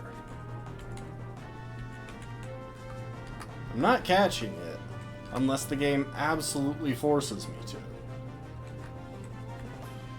It is way too tall for me to raise.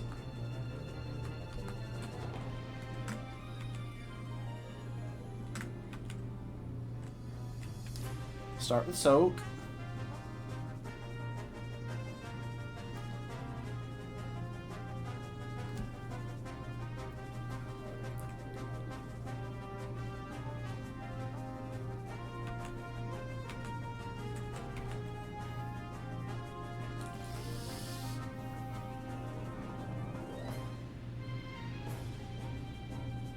That's resisted. I don't know why you did that. So it has Zen Headbutt and Stun Steel Strike, so it definitely doesn't have its level up moveset.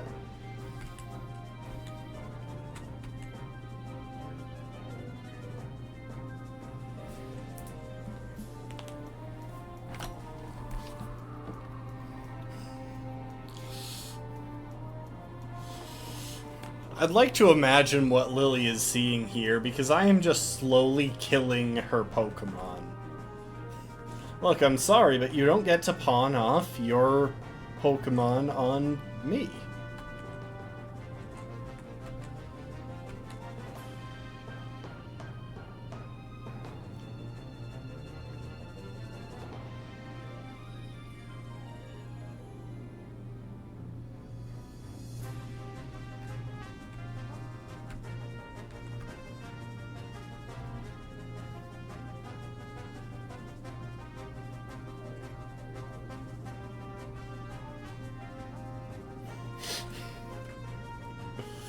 This Pokemon is your responsibility, Lily. If you want someone to take it, you're going to have to be the one to do so.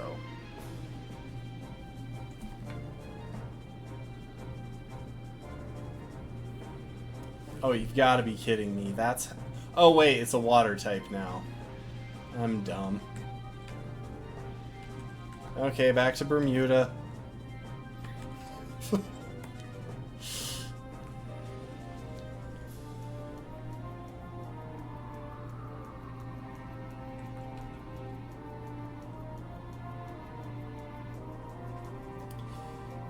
Yeah, it's a water type and it has a boost. We are going to switch out one more time because Bermuda's defense was dropped, so we want to reset that.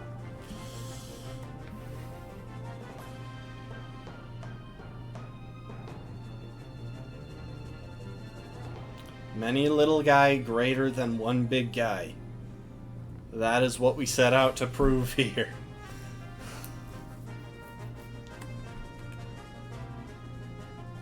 Okay, bye. Really? It just stays there? Okay, that was pointless. Alright, well, in that case, goodbye. Like, we already have access to the location nearest the Pokemon League.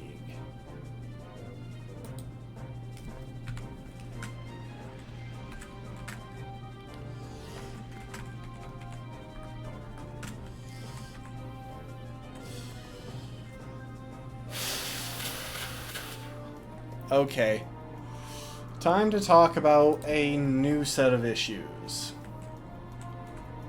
That new set of issues being Mount Lanakila.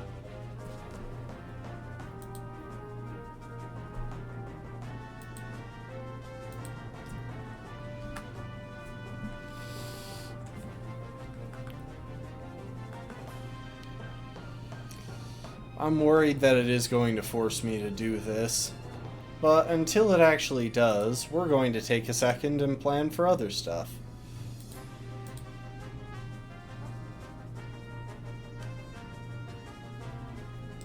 Now, Mount Lanakila, we have a couple of major battles that we want to be ready for. The first is against Gladion. And because I chose Litten, he will have a Water Sylvally.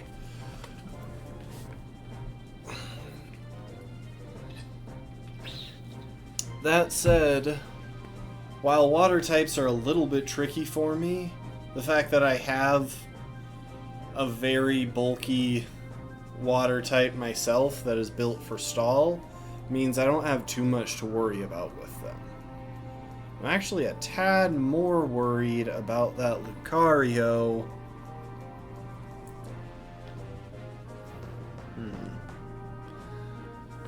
The Weavile should be manageable, though it would be a lot more manageable if I hadn't killed off my fast bug type.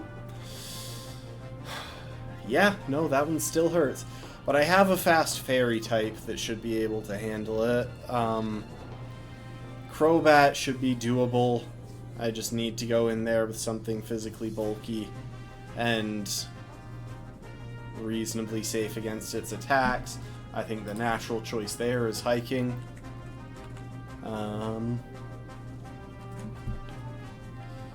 Yeah. Hiking has been our Golbat/Crobat answer throughout the entirety of the game, and I don't see that changing at this point. I think if we send in hiking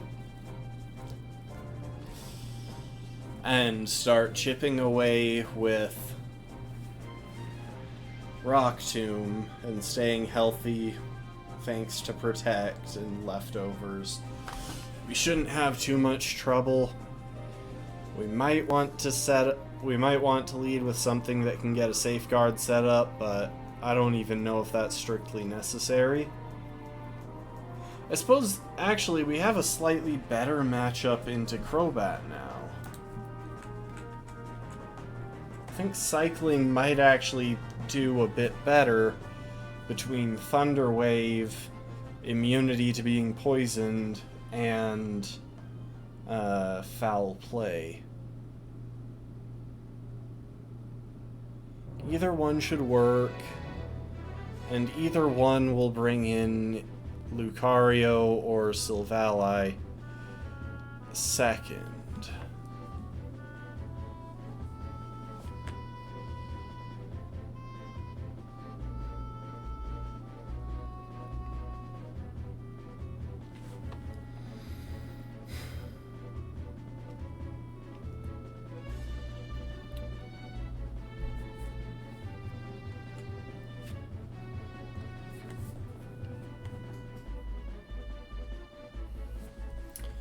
Now, as far as Lucario goes, Bermuda Shorts should be able to deal with that. It has very high special defense, which should mitigate Aura Sphere damage. It resists Metal Claw, and Quick Attack isn't a very strong move. And once we nerf this thing with Soak, shouldn't really be too much to worry about. I am going to replace Pain Split with Protect, though.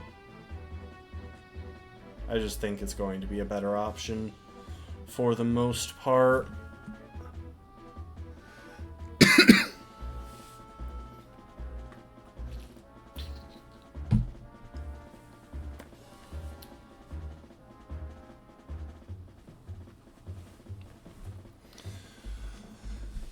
Weavile could be a bit tricky. Ice, Dark, and Steel coverage isn't great for us. But with that, the only option that it has that's even neutral into Cycling Shorts is Metal Claw, so we should be able to manage that.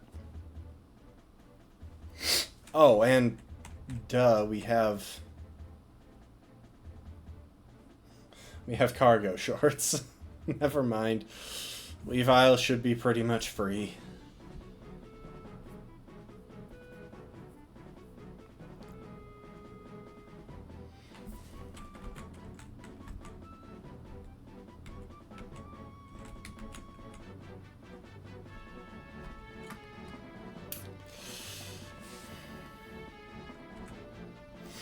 And then there's the Silvally in the back, which actually, because that thing is kind of scary, that thing is probably my best reason to keep Komala around. Because Komala should be able to take one hit if needed and fire off a Grass Z move to finish it off. Now I'm hoping to avoid that scenario, but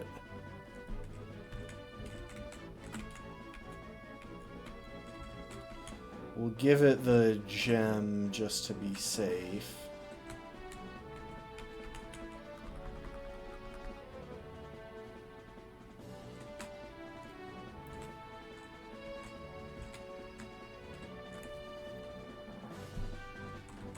So Let's... Goodness sake, I don't know why it keeps making my cursor disappear.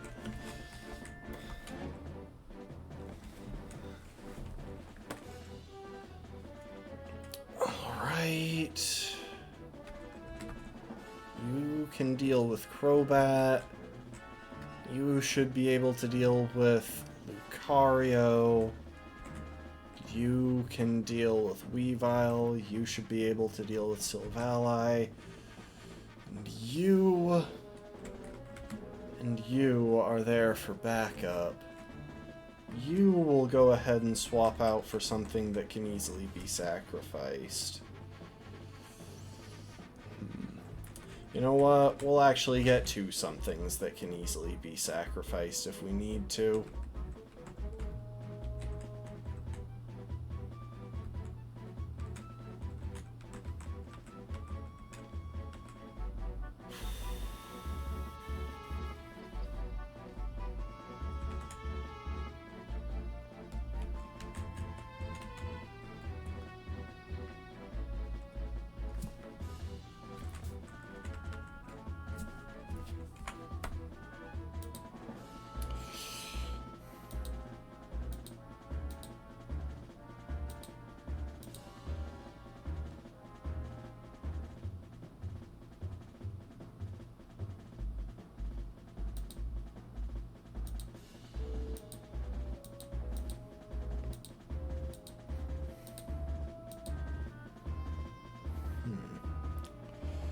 Do we have...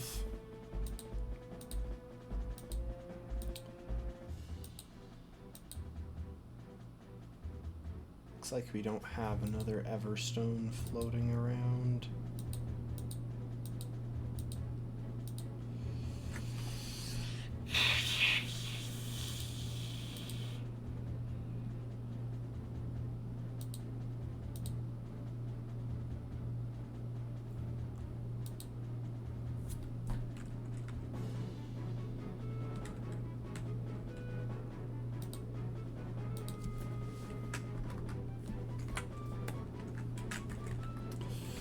Alright, these 6 should be more than capable of handling Gladion, even if he's... Oh, I just realized I have not been showing what I've been fiddling with. These 6 should be more than capable of handling Gladion, no matter what he's bringing to the table. Well, even though he's 3 levels ahead. We've got a good matchup into the fight. Should be manageable.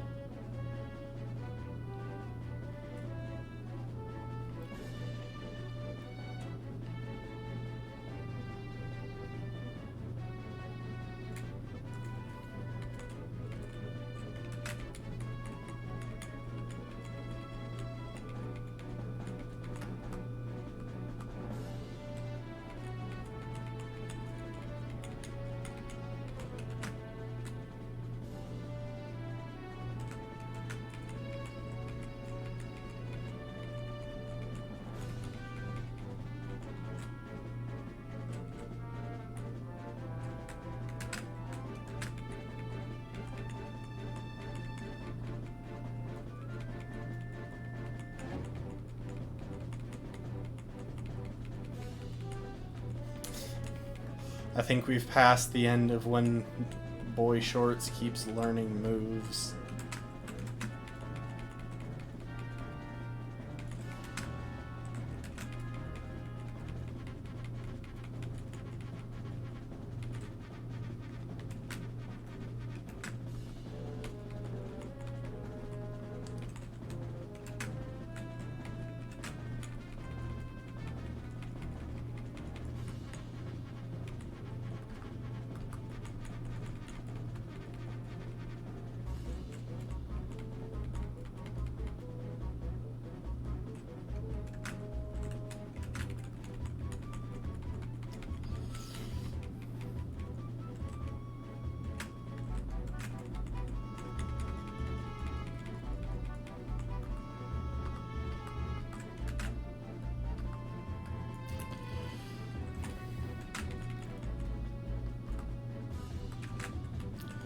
Alright, that bunch should be able to handle this pretty safely.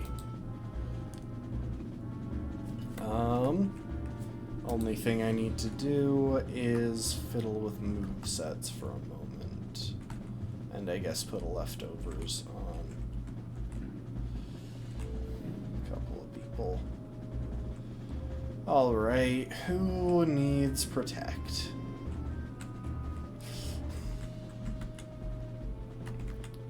Do you have room for protect?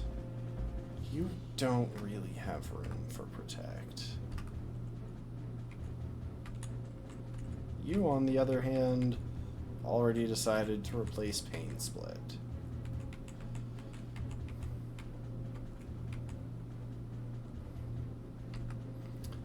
That should be it.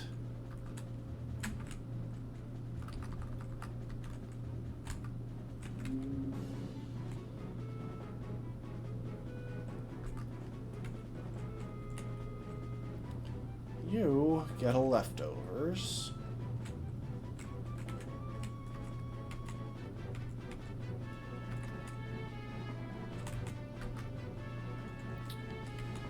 You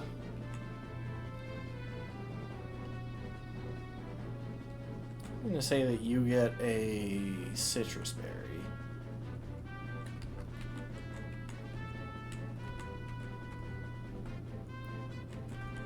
And you actually get a normal Z move.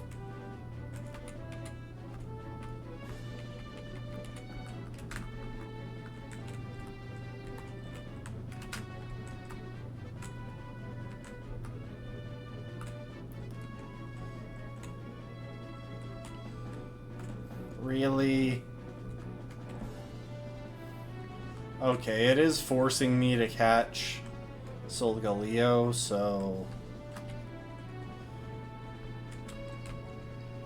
I'll grab a Pokemon whose level shouldn't be affected by this.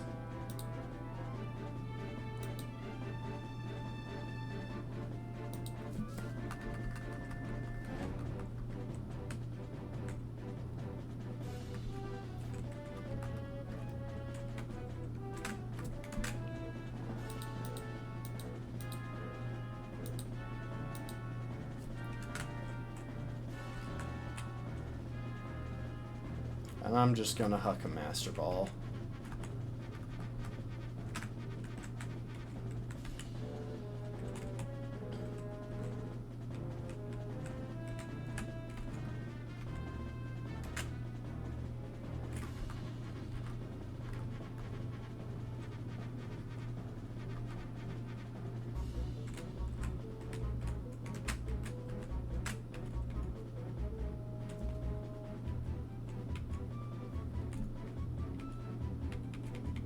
See, she's saying all this. I'm going to make it completely clear.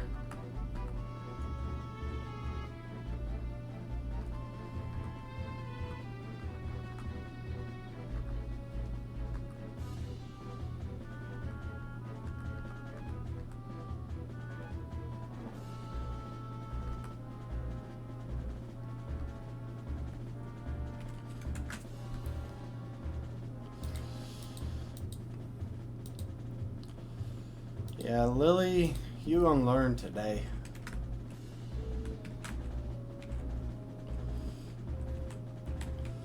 Because there is a very simple way to deal with this situation. Release.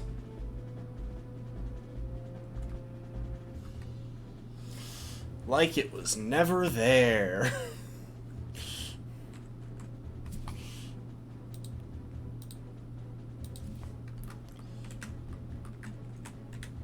It's too tall. I will not raise something that tall.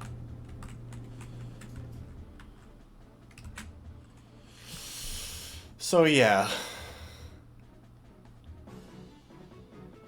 Main area. Should be only one trainer here. let's double check our items to make sure that they're all correct. Leftovers, Gracium, leftovers, citrus, no Malium. Good.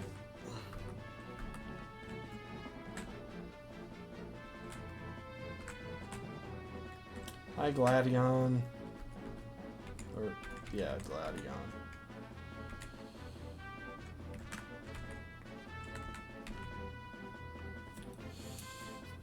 Really? It also just occurred to me that this place has perpetual hail, so that's pretty much rendering all of my leftovers useless. And that's definitely annoying.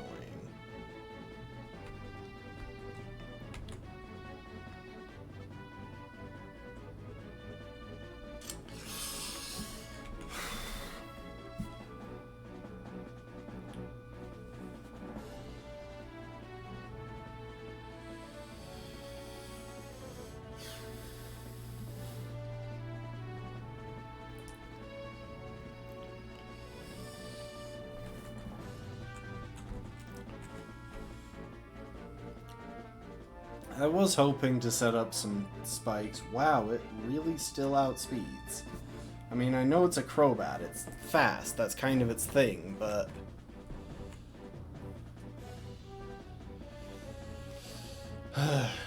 Okay, well that's annoying. So we're definitely going to want to switch here. You know what? We'll switch in Wool. Crobat doesn't... Crobat gets paralyzed, then it survives. Otherwise, it dies. It's whatever. We're about to face the Elite Four. We don't have a use for these Pokemon anymore. Anyway, at 1/4 speed, Lounge Shorts should be able to outpace it. It's a bit faster than... Really? Ow! Okay, well that would have killed if it crit. I mean, I get that we're giving him a couple level advantage, but still.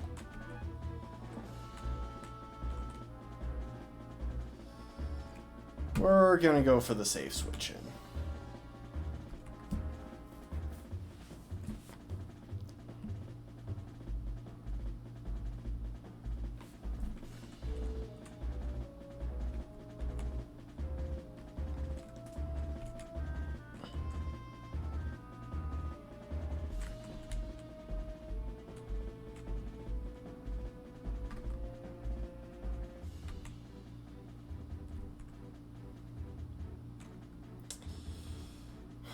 Thank you for your service, Boy Shorts.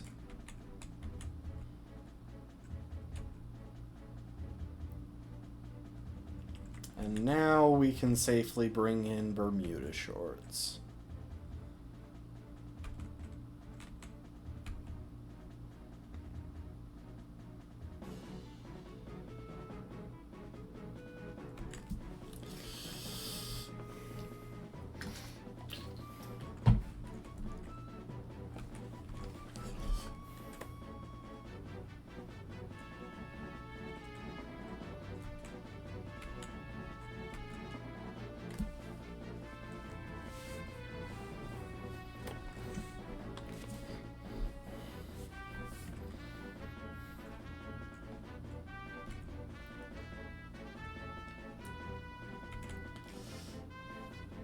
And now we're into the slow part of the battle.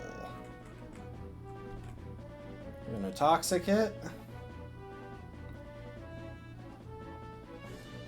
And it's doing practically nothing at this point because those are non-stab Aura Spheres now.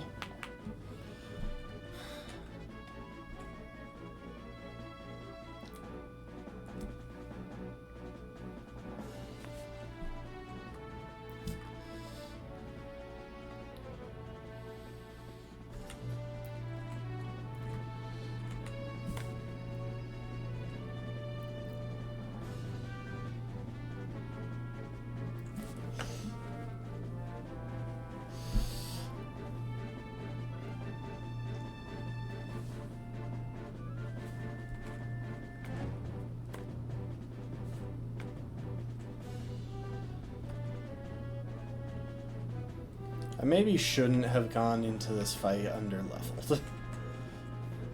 That's the sense that I'm getting from this scenario.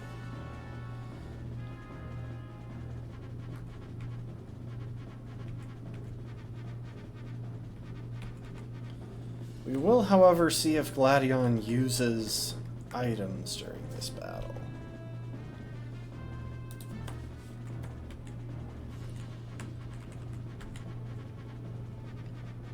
Okay, doesn't look like it. 'Cause he definitely looks like he was in healing range right there. And with a little bit more hail chip and a little bit more poison damage, Lucario goes down.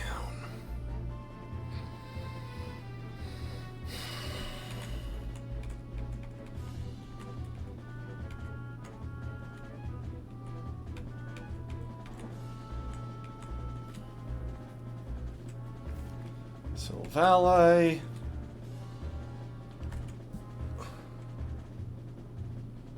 Sorry, but you are going to be subject to the same fate as Lucario. I can't remove your stab, but I already resist it, so I'm just going to roll with things as they are. And at this stage, the Hail Chip is actually kind of helpful because it's speeding up how fast his Pokemon go down. With a healthy bit of Protect stalling, should be good.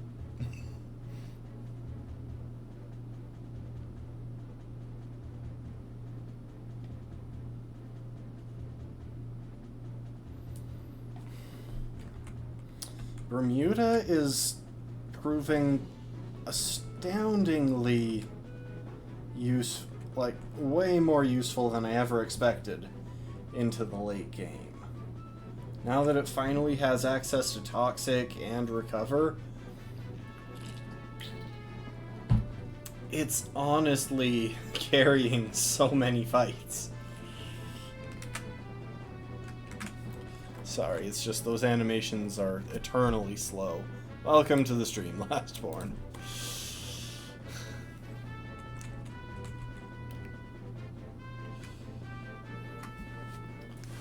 We are trying to clear out the path to the Elite Four, to the Pokemon League, which I would say gives us a pretty good chance at finishing this game this weekend.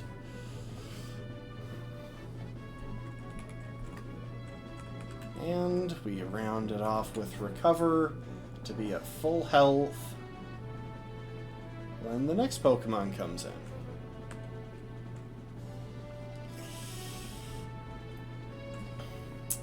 Look at him. Look at my little sea cucumber that is just an impassable wall for so many Pokemon.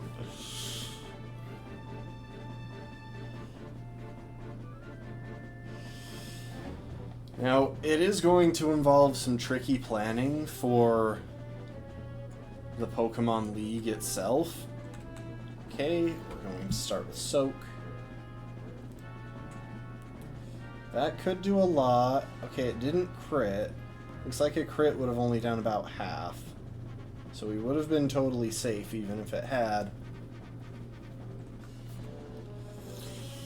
And now its offenses are nerfed.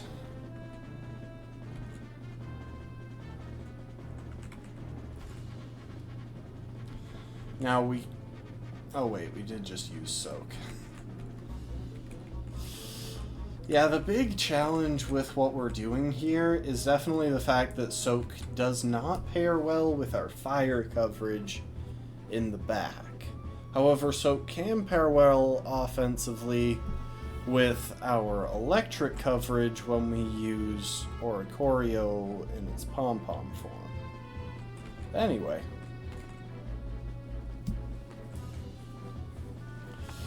The rest of this is going to go about the same as the last couple. There's not much to think about here. Like, it's just being slowly chipped down by toxic. It's just going to be slowly chipped down by toxic and hail. And we'll stay healthy with recover and protect.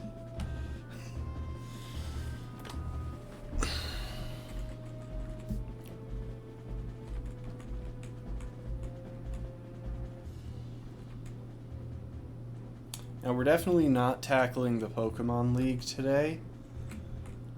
We might wind up taking some time to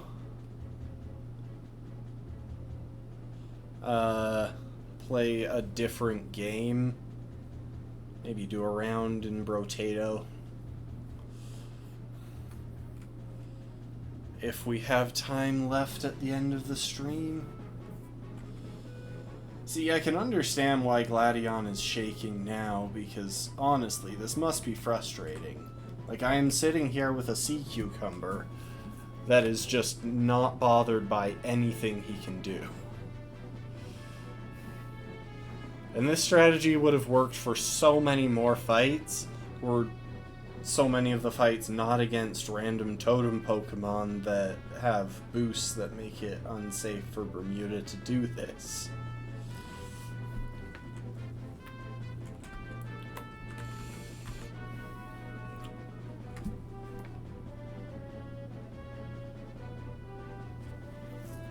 Look, I hate to break it to you, dude, but your Pokemon just lost. And I finished at full health. I cleared the last 3 of your teammates, the last 3 of your Pokemon, with a sea cucumber that didn't even attack. There's something so satisfying about that. It's one of the only reasons I was confident that this challenge was achievable. It's because there are so many good, bulky, short Pokemon in this game. Anyway.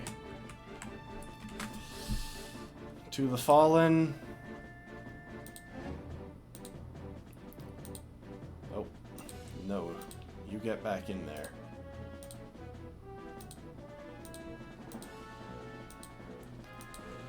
We salute your service.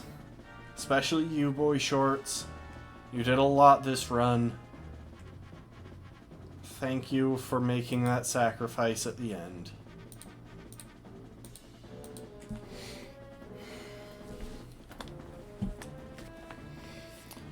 Alright. Next thing, we want to check what's coming up after that Gladion fight. So, we head farther up the mountain. There are some wild Pokemon there. I don't think any of these are within height limits except Vulpix, which we already had one. Yeah, Sneasel and Absol aren't. Vanillish, too tall. We already have a cast form. That person is Ultra Sun and Ultra Moon only.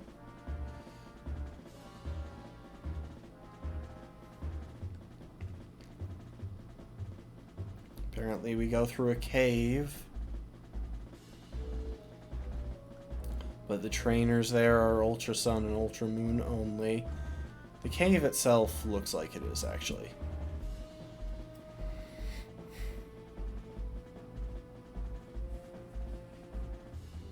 More trainers that are Ultra Sun and Ultra Moon exclusive. The crater is Ultra Sun and Ultra Moon exclusive. Jeez. Okay, this cave is not game exclusive.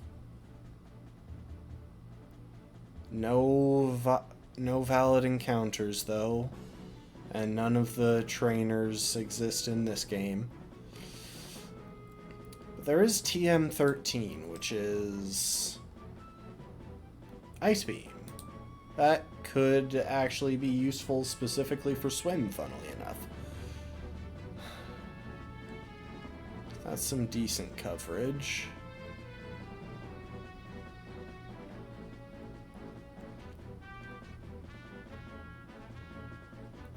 Still no legal encounters.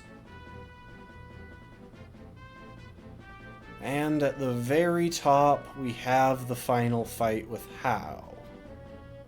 And it looks like that's it. So the only thing we need to plan for now is the How fight. And then we'll need to prep for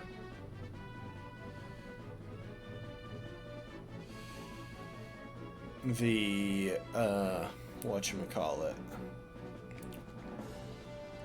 We'll need to plan for the How fight, and we'll need to prep for the Elite Four afterwards.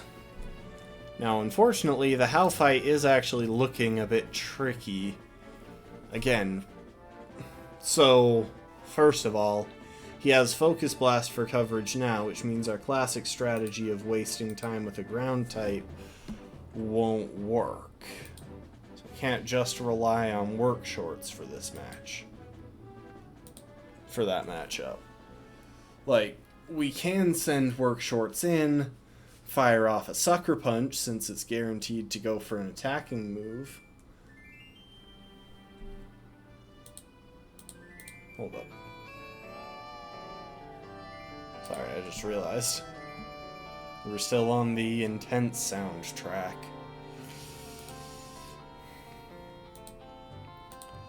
So we could get off a Sucker Punch here to do some chip damage against the Raichu. What I'm thinking is...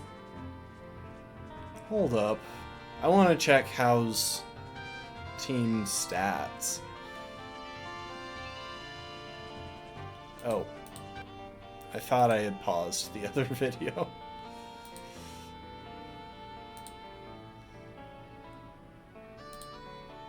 So, real quick, I'm going to pull this up. Mount Lanakila.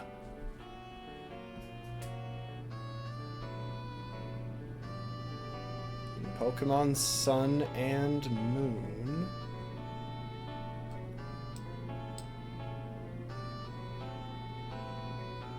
Really, it just straight up doesn't have a geography section. Come on, cut me a break here. Why is the documentation on this game such complete garbage? Okay. How? Actually, won't. No, it doesn't have them tagged by location. Decidui. There we go. That's a quicker way to find him. Nope, not that one. It's another How. It's another Kukui. Here we go. This is the correct How. These Pokemon are at the correct levels. So, Spirit Shackle, Leaf Blade, and Smackdown. Okay, let's worry about the Raichu first. Kamala. And we'll, as a preliminary measure, we'll bump all of our team up to 53.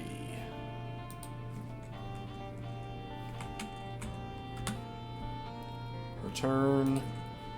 Sucker Punch. Wood Hammer.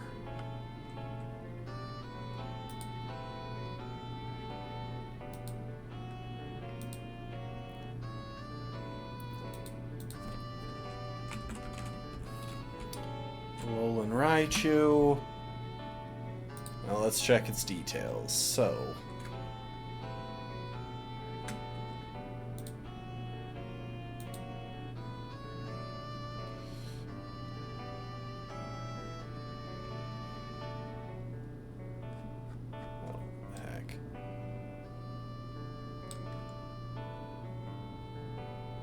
there you are. Serious nature. All 15s except for one. Huh. That's weird.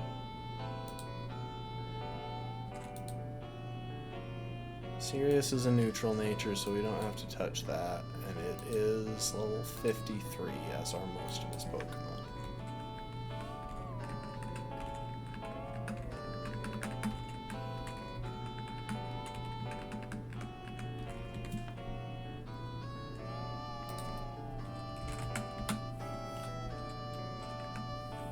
Overgrow. Decidium Z. And for moves, Spirit Shackle, Leaf Blade, I'm going crazy.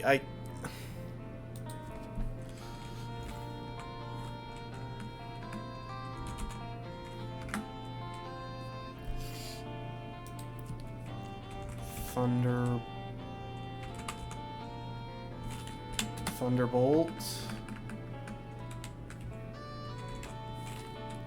Psychic. Quick Attack and Focus Blast.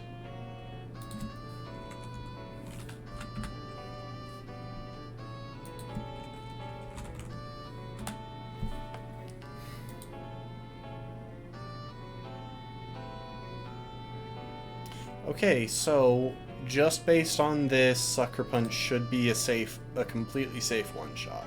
That helps. That's a good start. Okay, so Raichu isn't an issue. It is guaranteed to go for an attacking move, and Sucker Punch is guaranteed to KO. We'll put Leftovers on for the moment.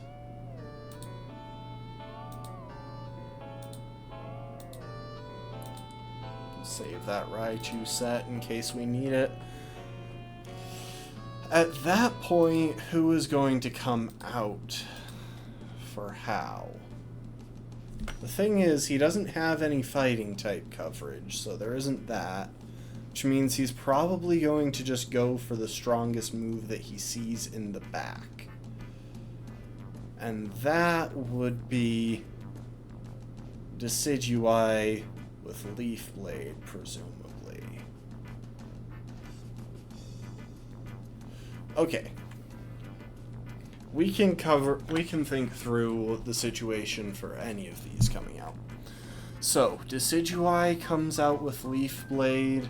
In that case, we would probably want Protect on Lounge Shorts.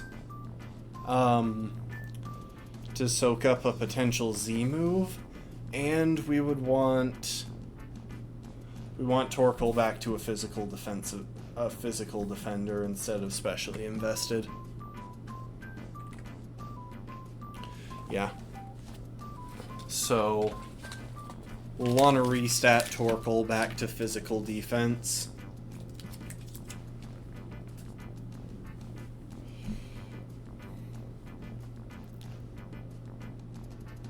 So if we come in on a Leaf Blade...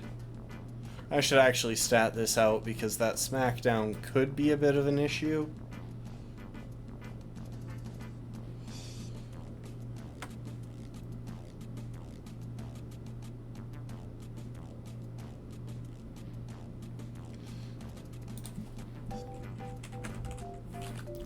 Decidueye,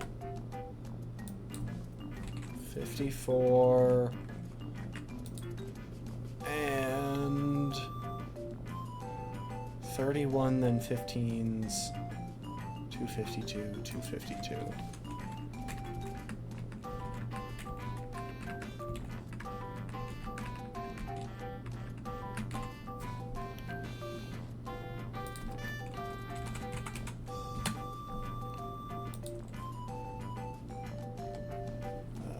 Trainers. Base, and then at the peak. I just wanted to double check and make sure they didn't give Decidueye like its hidden ability or some weird thing.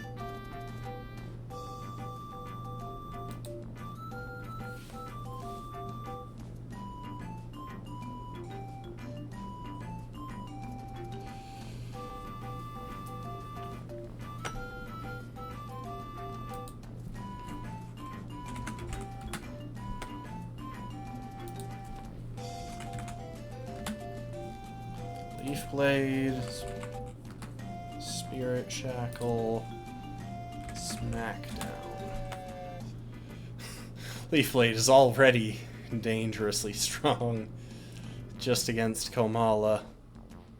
So real quick, if we use a Z move, if they use a Z move and we use Protect, we're looking at about 40% without a crit, about 63% with. But I don't really see a target for return in this, so we can probably go ahead and replace that with Protect quite safely. Okay, second thing to worry about here. Torkoal.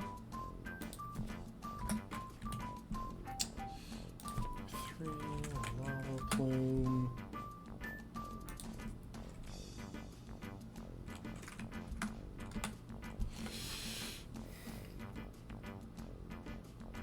Oh, nice. That is helpful. That is very helpful. Fully invested. Hang on.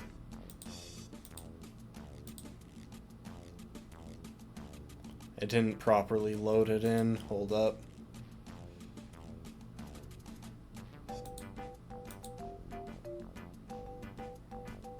Really? Okay. One sec. Oops, I don't actually want Sparkling Aria in there.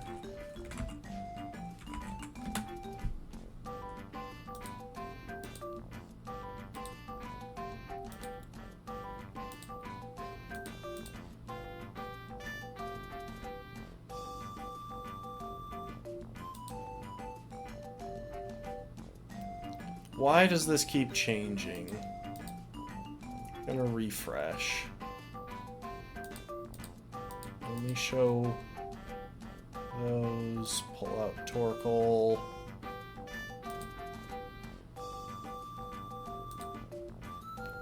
Only show those. Decidueye. There we go.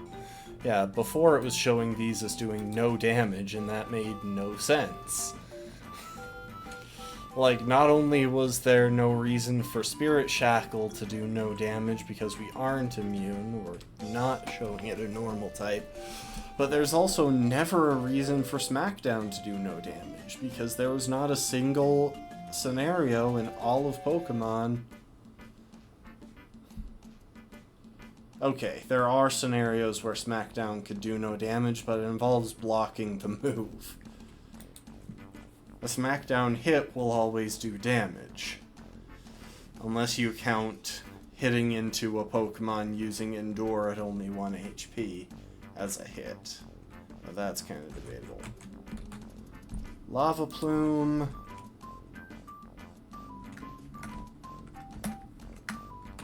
No move. Bump you up to 53.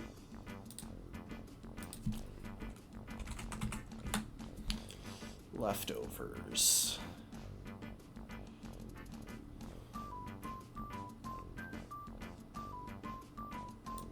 Yeah, so Spirit Shackle and Smackdown are both doing decent damage, but with full defensive investment, we should be completely fine. It would take a 4-hit It would take 4 hits to kill us. It only gets down to 3 after. Actually, double Spirit Shackle crit is a potential KO.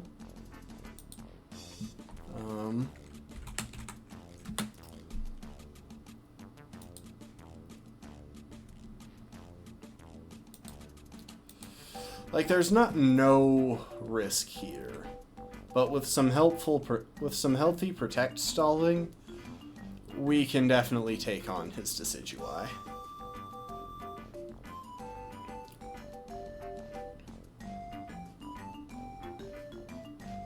And I really doubt that we'll find a safer strategy other than letting something go down to bring Oricorio in safely. Now, looking at his other Pokemon, Komala might actually be a bit on the tricky side.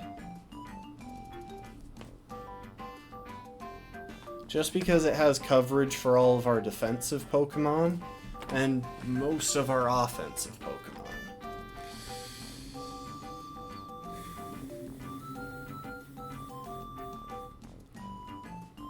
But I think I see a play.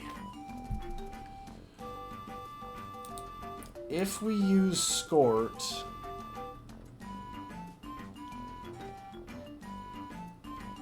Skort can come in for free against almost anything in its moveset. The only thing that it can't get a free switch on is Shadow Claw. But if the AI is behaving itself, it should really never go for Shadow Claw.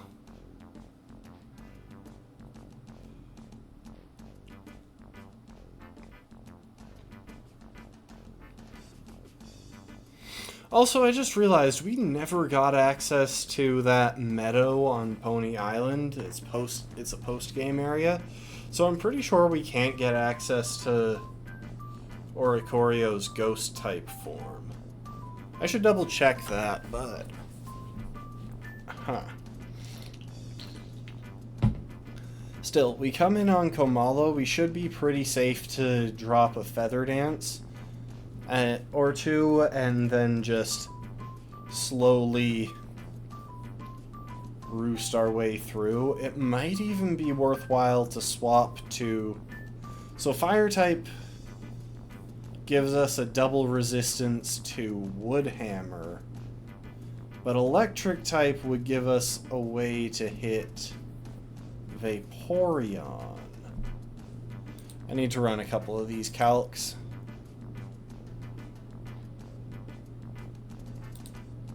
Oh, before I do.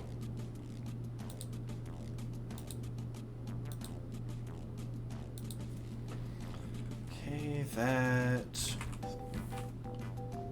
Oricorio. Bump you up to 53.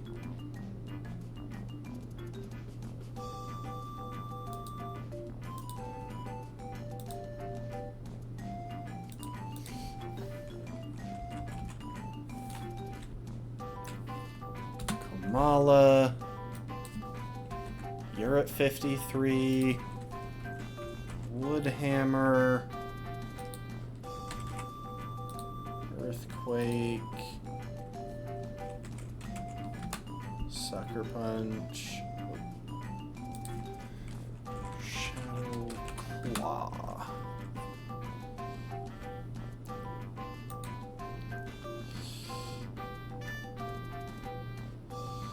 And what are the exact IVs and EVs?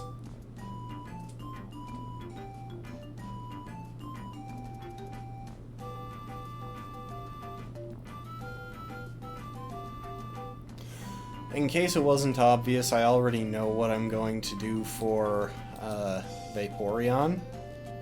I'm going to switch in Bermuda Shorts, I am going to hit Toxic, and I am going to Protect Stall it out of moves. There is no cleverness involved here, I am just going to not deal with that annoying bulky water type. Which has actually been the most dangerous member of Hao's team, because most of the rest can be cheesed consistently. Anyway, that's why I'm focusing my attention on Komala right now, because it doesn't matter when Vaporeon comes in, I've got the exact same strategy, and I'm going to deal with it in the exact same way. Now, 31 and 15s, and then 252s at the top.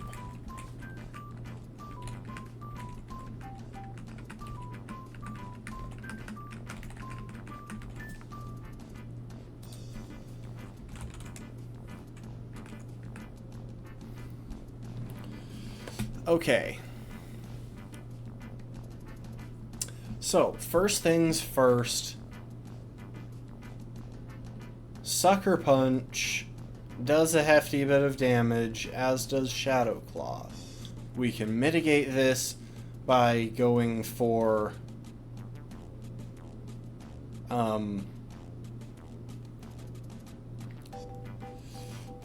Feather Dance and then roosting as needed. It should never go for Earthquake because we're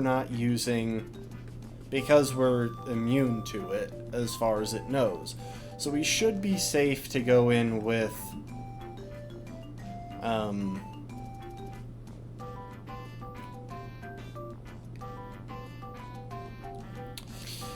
whatchamacallit. We should be safe to use Roost. Now I want to check something. Iron Ball. Serby.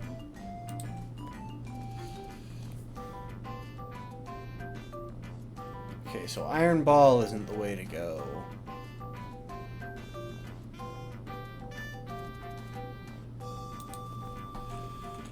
Nacho Brace. Or you know what? Lagging Tail.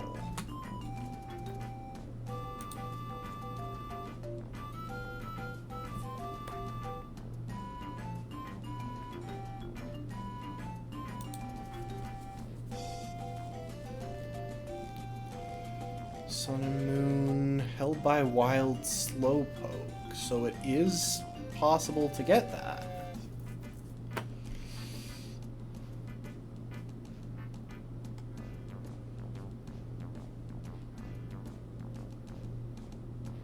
Oh, full incense though, we can get that easily. So, real quick. If multiple Pokemon with the ability Stall or that are based on speed. So, forces the holder to move last in its priority bracket regardless of speed. This item is unaffected by Trick Room. If a full incense is gained, lost, blah blah blah blah. Multiple Pokemon with Stall.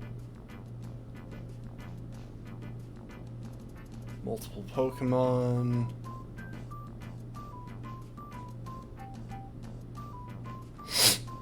Okay, and I'm pretty sure that we have access to... Yeah, in Coney City we have access to full incense. So if we go in with full incense, we'd have to take a hit. We'd kind of have to risk back-to-back hits with Shadow Claw. That's kind of the riskiest scenario. But I think that should work.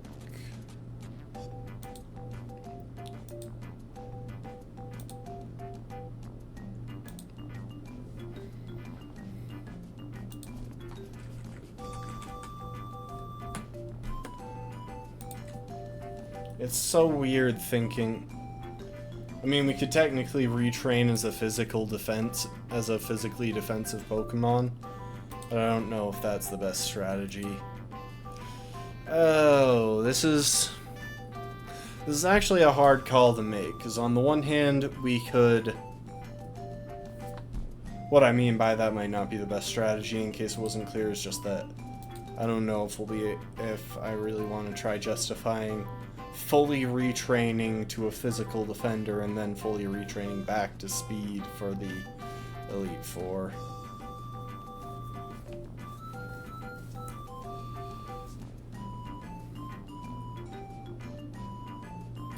Alright,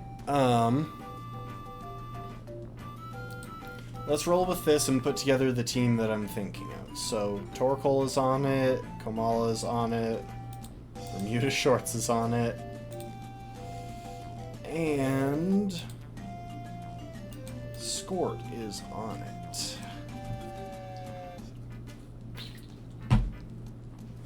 So that would give us room for 2 potentially sacrificial Pokemon if we need to sack something. So we'll tack on a couple of sacrificial Pokemon.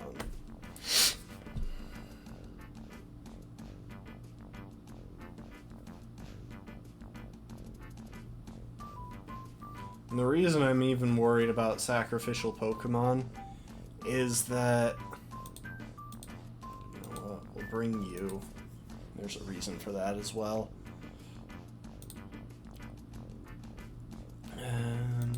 You've got the Eviolite. We're going to grab that. Thank you. Part of this depends on how good the AI is. If the AI in this fight is not consistent, then we're probably going to need sacrificial Pokemon to make switches. Now, if the AI is consistent, like it was in the Gladion fight, then we shouldn't have any need for sacrificial Pokemon. With that said, we are still going to bring 2 of them.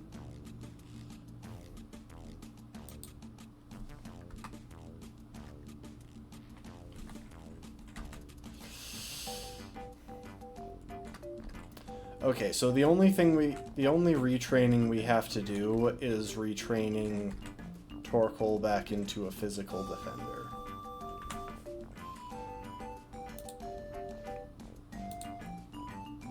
So let's take care of that real quick.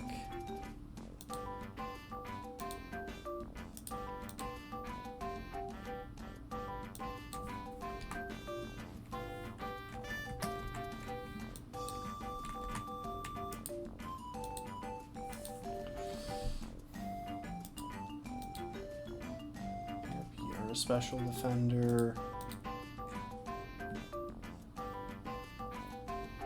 You're fine as is. You should be fine as is. You should be fine as is. And you should be fine as is.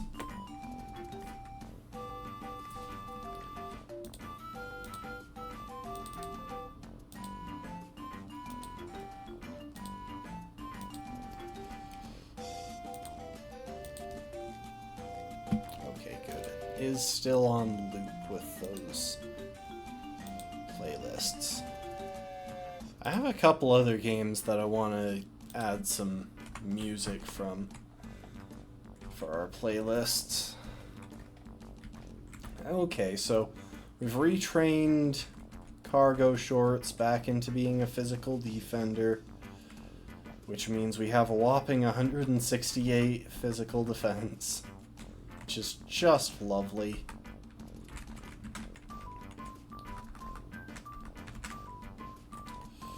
And we're gonna level folks up. And do a couple of things with their movesets.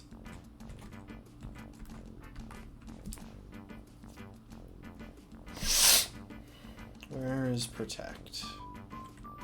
I passed it. Practically everything on this team has Protect. Anyway, we're dropping Return for the moment. We don't have any targets for it in the upcoming fight.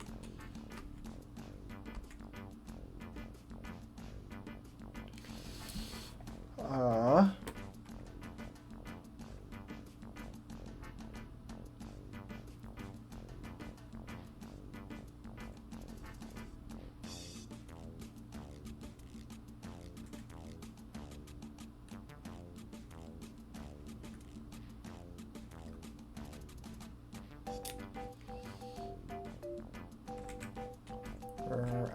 Everstones.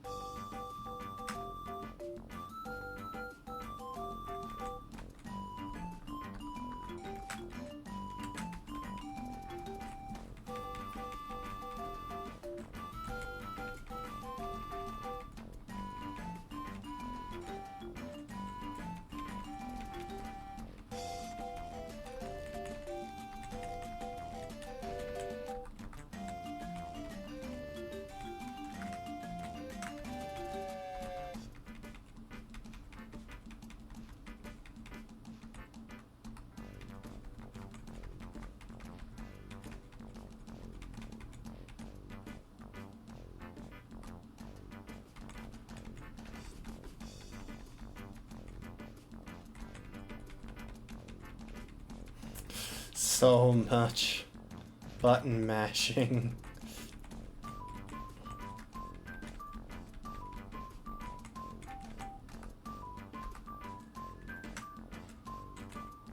Okay.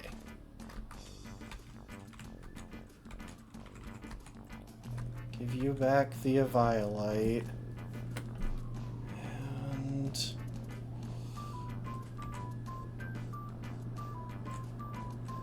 where's the sticky barb?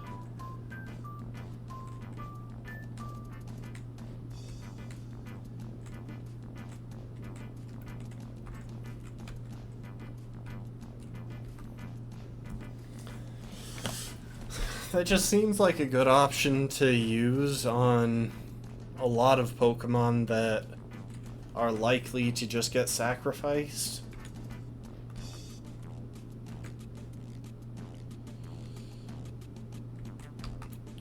Okay, let's take a look at movesets for a moment.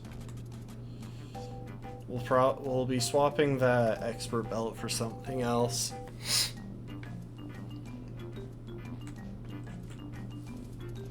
So, we got Revelation Dance, we got Feather Dance, we got Roost. Good. Sucker Punch.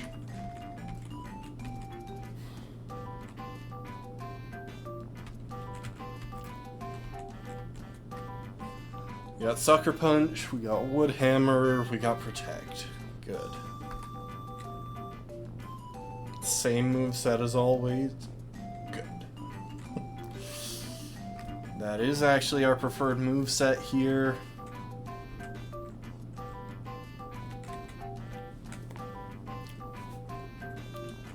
So that's good. And we actually want this around. Because there's a chance that we could use Baby Doll Eyes on Komala to make things a bit safer. Unfortunately, thanks to Comatose, we can't paralyze it, but there's that much. And we might replace Confide with something. I really don't know for sure. It shouldn't matter. If Camo comes out, Camo is getting sacrificed, so I'm probably just not going to worry about it.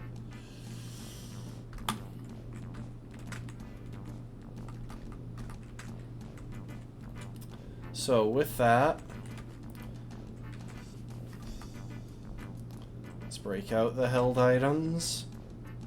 Komala, you can have a leftovers.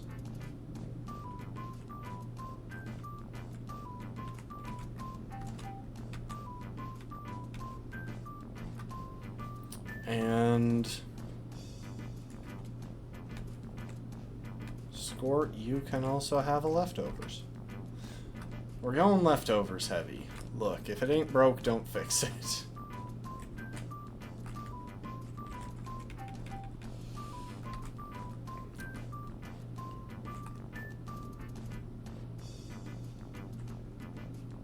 And I don't know if Hail is always going at the top as well.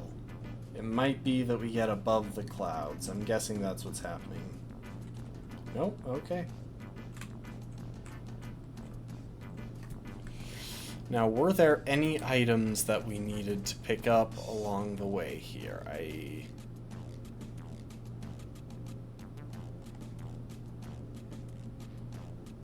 Okay, there is a cave with TM13 Ice Beam. So yeah, we want to grab that.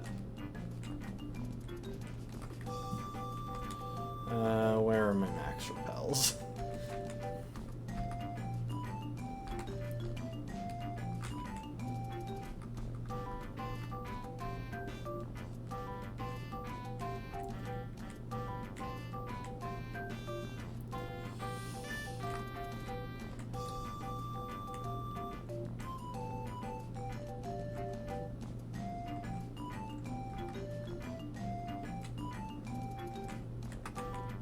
Okay, there's the Ice Beam TM.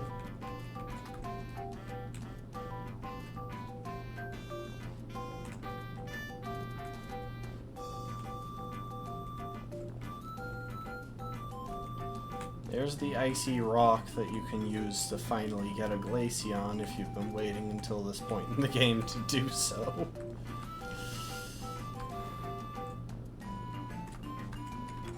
Alright, and How should be at the top. Now once again, we are stuck with Hail, which is annoying, but luckily on all of our main Pokemon... On all of our main Pokemon, we have leftovers, which should eliminate the Hail chip.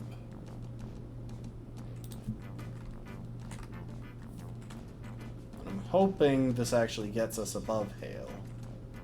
Hoping that on top of the mountain there isn't any. Well, looks like we still have Hail.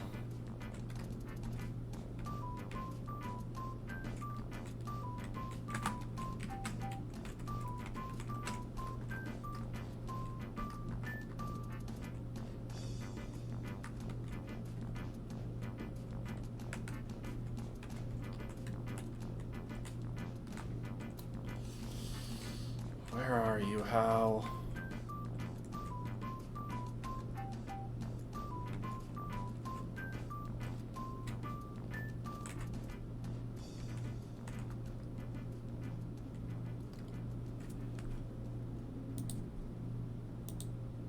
And just like that.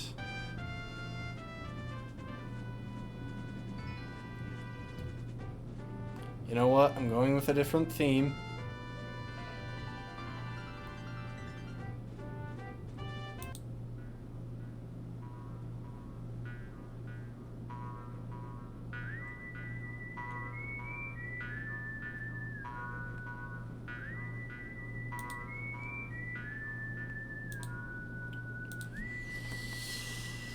Here we go.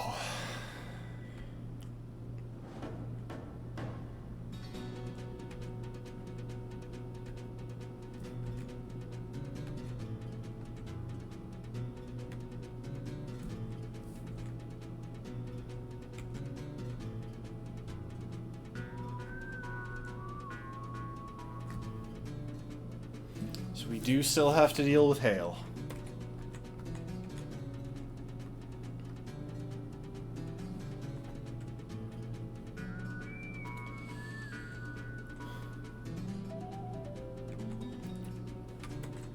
Lounge, Sucker Punch.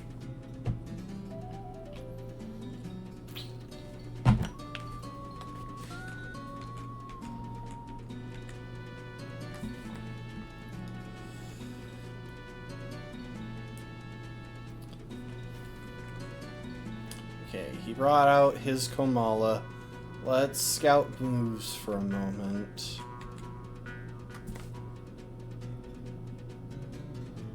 I'm not really that interested in a mirror match. Even one where I have the edge by having leftovers. That's way too small of an edge to have. Okay, so he seems to be going for Wood Hammer, which is his strongest move against me. I am going to switch into Skort.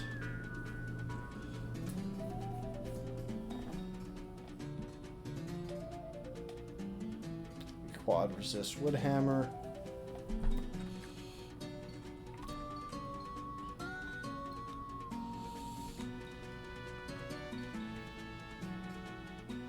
Now at this point he should be going for either Shadow Claw or Sucker Punch. If he goes for Sucker Punch, then we get this for free. And the AI loves using Sucker Punch because they see it and Shadow Claw have the same damage, but Sucker Punch has priority.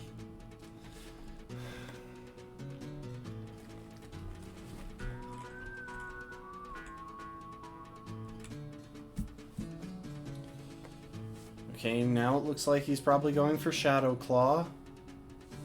He must have had a higher damage roll this time. Maybe a crit? Nope.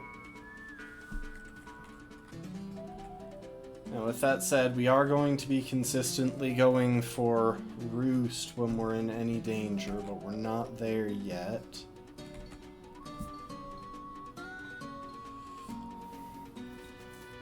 So, up to this point, his AI seems very consistent, very stable, which is helpful.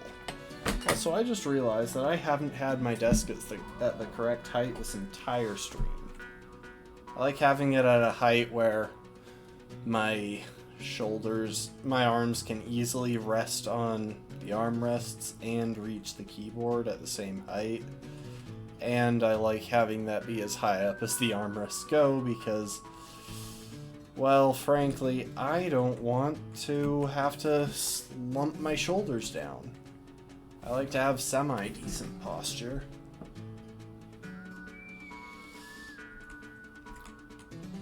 Okay, so he's used 3 sucker punches. We are going to stall him out of all of them because I don't really feel like dealing with the potential 4th sucker punch.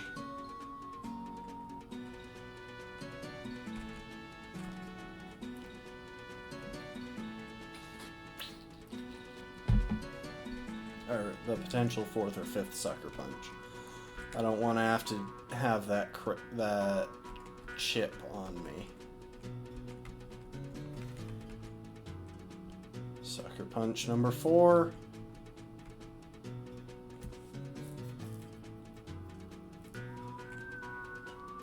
How could you be helpful here and give us sucker punch number 5? I had to kind of guess it there, because if I wanted to be at full health, I needed to roost the same time that he used his last sucker punch.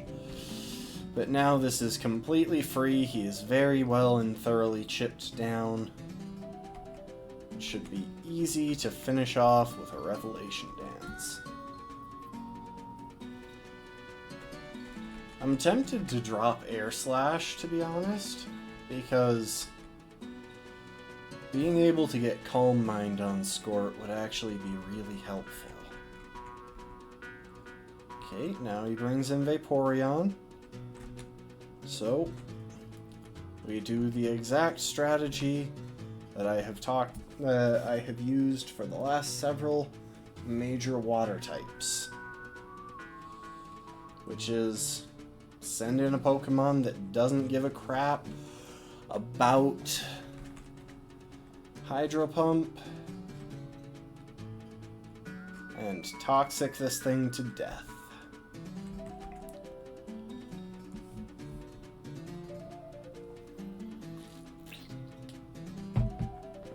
I probably should have gone for a Protect there to get an extra turn of Hail Chip and to waste an extra Hydro Pump, because a few back-to-back crits with Hydro Pump could become problematic, but even then I don't really see it being the case.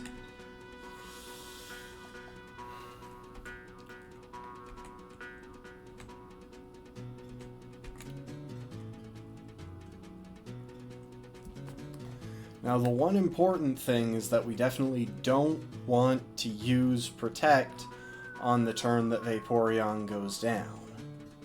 Actually, if we can stall it out of all of its Hydro Pumps, then we might just want to switch in Torkoal on the turn that it goes down. So that said, it's used 2 Hydro Pumps.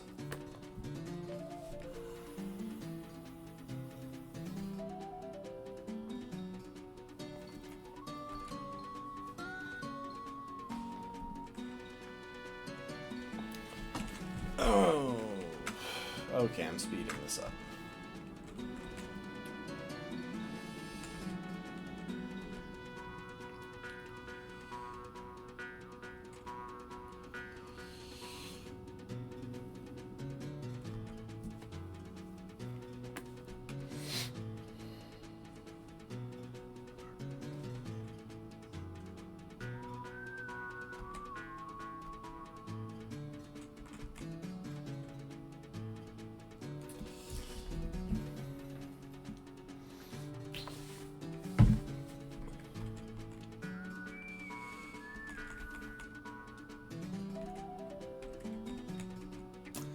A weird thing that I've noticed about this game is that it's very inconsistent who does and doesn't use items in battle. For the most part, it just seems to be the Grand Kahunas. Island Kahunas, but okay. Now, to make sure that we don't die to his massive grass-type Z move, we're going to use Protect to cut the damage into 1/4. And it should still do a pretty substantial chunk there, even with that, but we're very bulky. I don't think even a crit... Oh, I thought it had Deciduum Z, not Grassium Z. I guess I just didn't bother to check.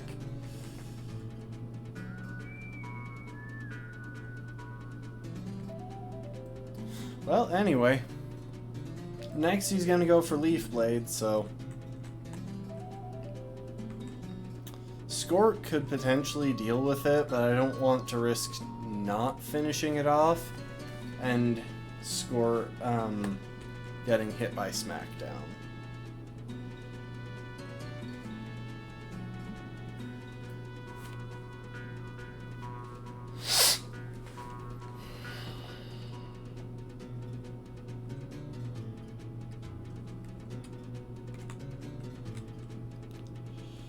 So now we Protect. He's gonna start going for either Spirit Shackle or Smackdown. Looks like Spirit Shackle.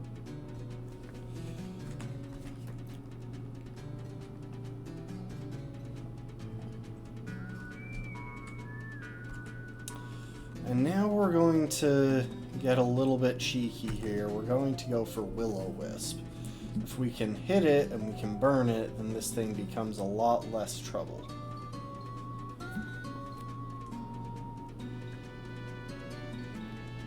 Okay, so now it should be doing practically no damage to us. It's taking double chip.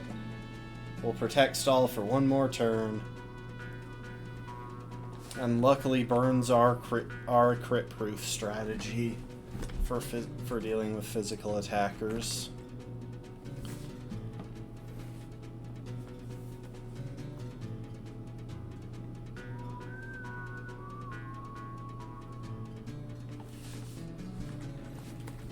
And it looks like we might even get through this. We'll get through this match without even using our sacrificial Pokemon. So this will do half as much as the previous time.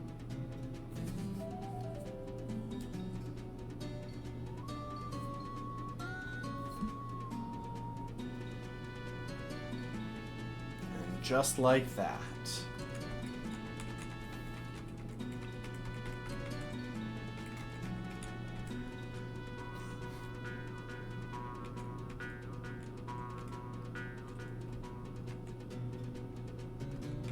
And he gives me max revives as if I am not doing a Nuzlocke.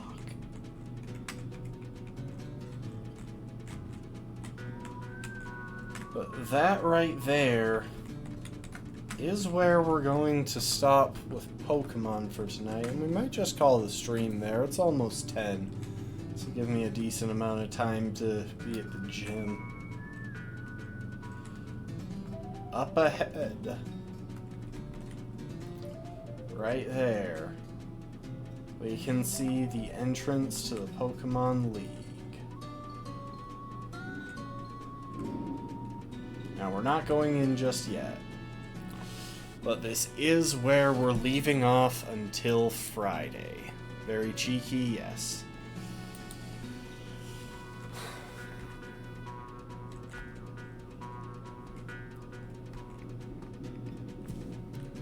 Yeah, this will give a decent length for my workout tonight, which is always nice. Either I get a longer workout or I head home a little bit early. Either way. Folks, I can't believe we've actually made it to this point. Oh, this has been such a grueling challenge. And, like, we have had to make use of most of the Pokemon that we've caught in one way or another. Most of them have been used at least once or twice, not even just as a sacrifice. And we're still managing to chug along through this whole thing, despite losing arguably our best offensive Pokemon. Next time. So real quick, I'll show y'all what we're up against next time. So next time, we enter the Pokemon League, and we have to face the Elite Four. Now, we can choose the order that we face them, and that's going to be something that I wind up thinking on pretty well. In general, it's best to start with the easiest and end with the hardest. Just because if you start with the hardest, you might have to sacrifice a couple of Pokemon that would normally be helpful on the easier ones. So, we'll need to think through that and do some planning for how this is going to go. Now, there are some positives. We should have a pretty good matchup into Hala, especially with Skort. Skort should be able to hit most of those for really good damage in its psychic form.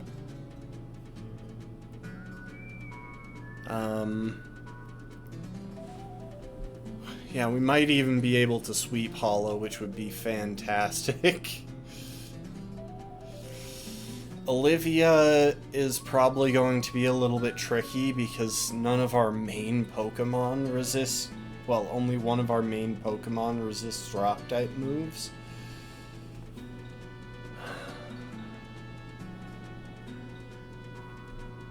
And the ability on her Golem is worrying. If it has Sturdy, we're definitely going to need to set either Spikes or Stealth Rocks out. So otherwise we're just not clearing that thing safely.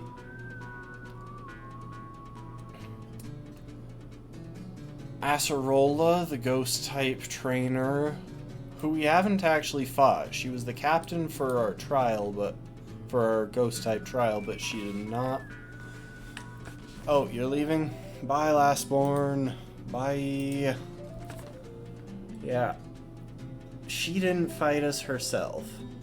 And her team could definitely be a bit on the tricky side, because we don't have any dark types at high level.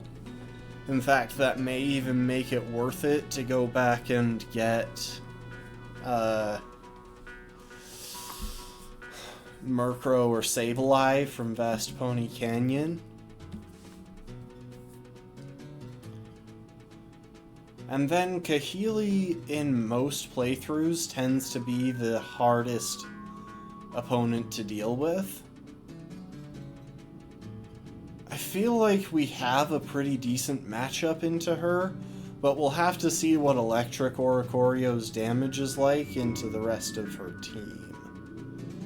And there are still a couple of tricky opponents, like Crobat can be problematic thanks to having Supersonic and its incredibly high speed. Mandibuzz is really bulky, which could also cause some potential problems. Now the positive is that I think that Skarmory can be made into setup bait pretty dang easily. In which case we could get into a situation to sweep pretty safely.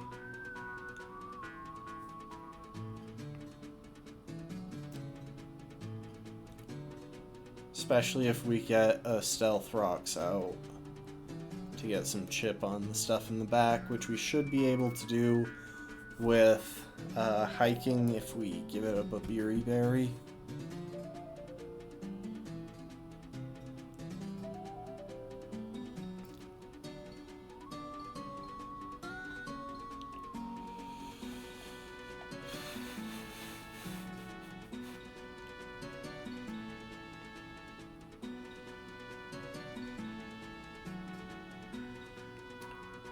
And then there's Professor Kukui, who will be packing this team. Only one Pokemon on his team changes at all between it, but he's got a really dangerous set here. That Magnezone in particular will be a bit scary if we can't get Stealth Rock or Spikes out.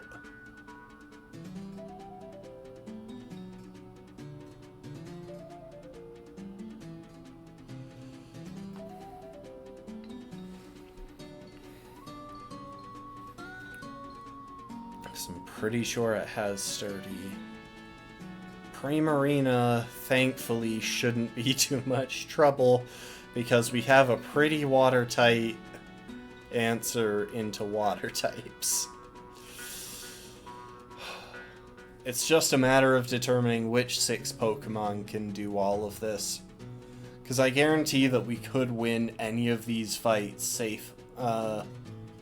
reasonably well.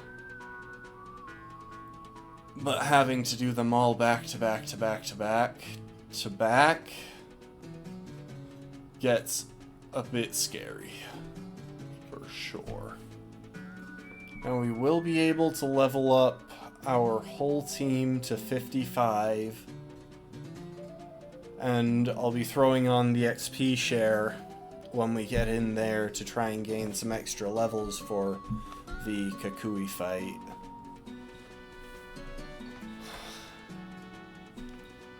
Yeah. I don't know what else there is to say. This is kind of what we're looking at. I'm going to be doing some planning, and I genuinely think that we can do this.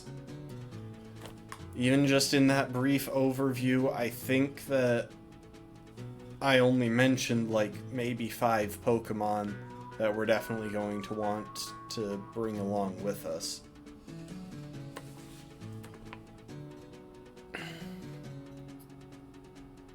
Yeah, it's been a long haul, but we're gonna do it. Thanks everyone for hanging out. We'll be back on Friday. We'll still have a couple of things to take care of on Friday before diving straight in. So I suspect that we'll be about half an hour into the stream before we actually start tackling the Elite Four. In the meantime, everyone, be safe, have a good one. I hope to see you next time. Later, folks.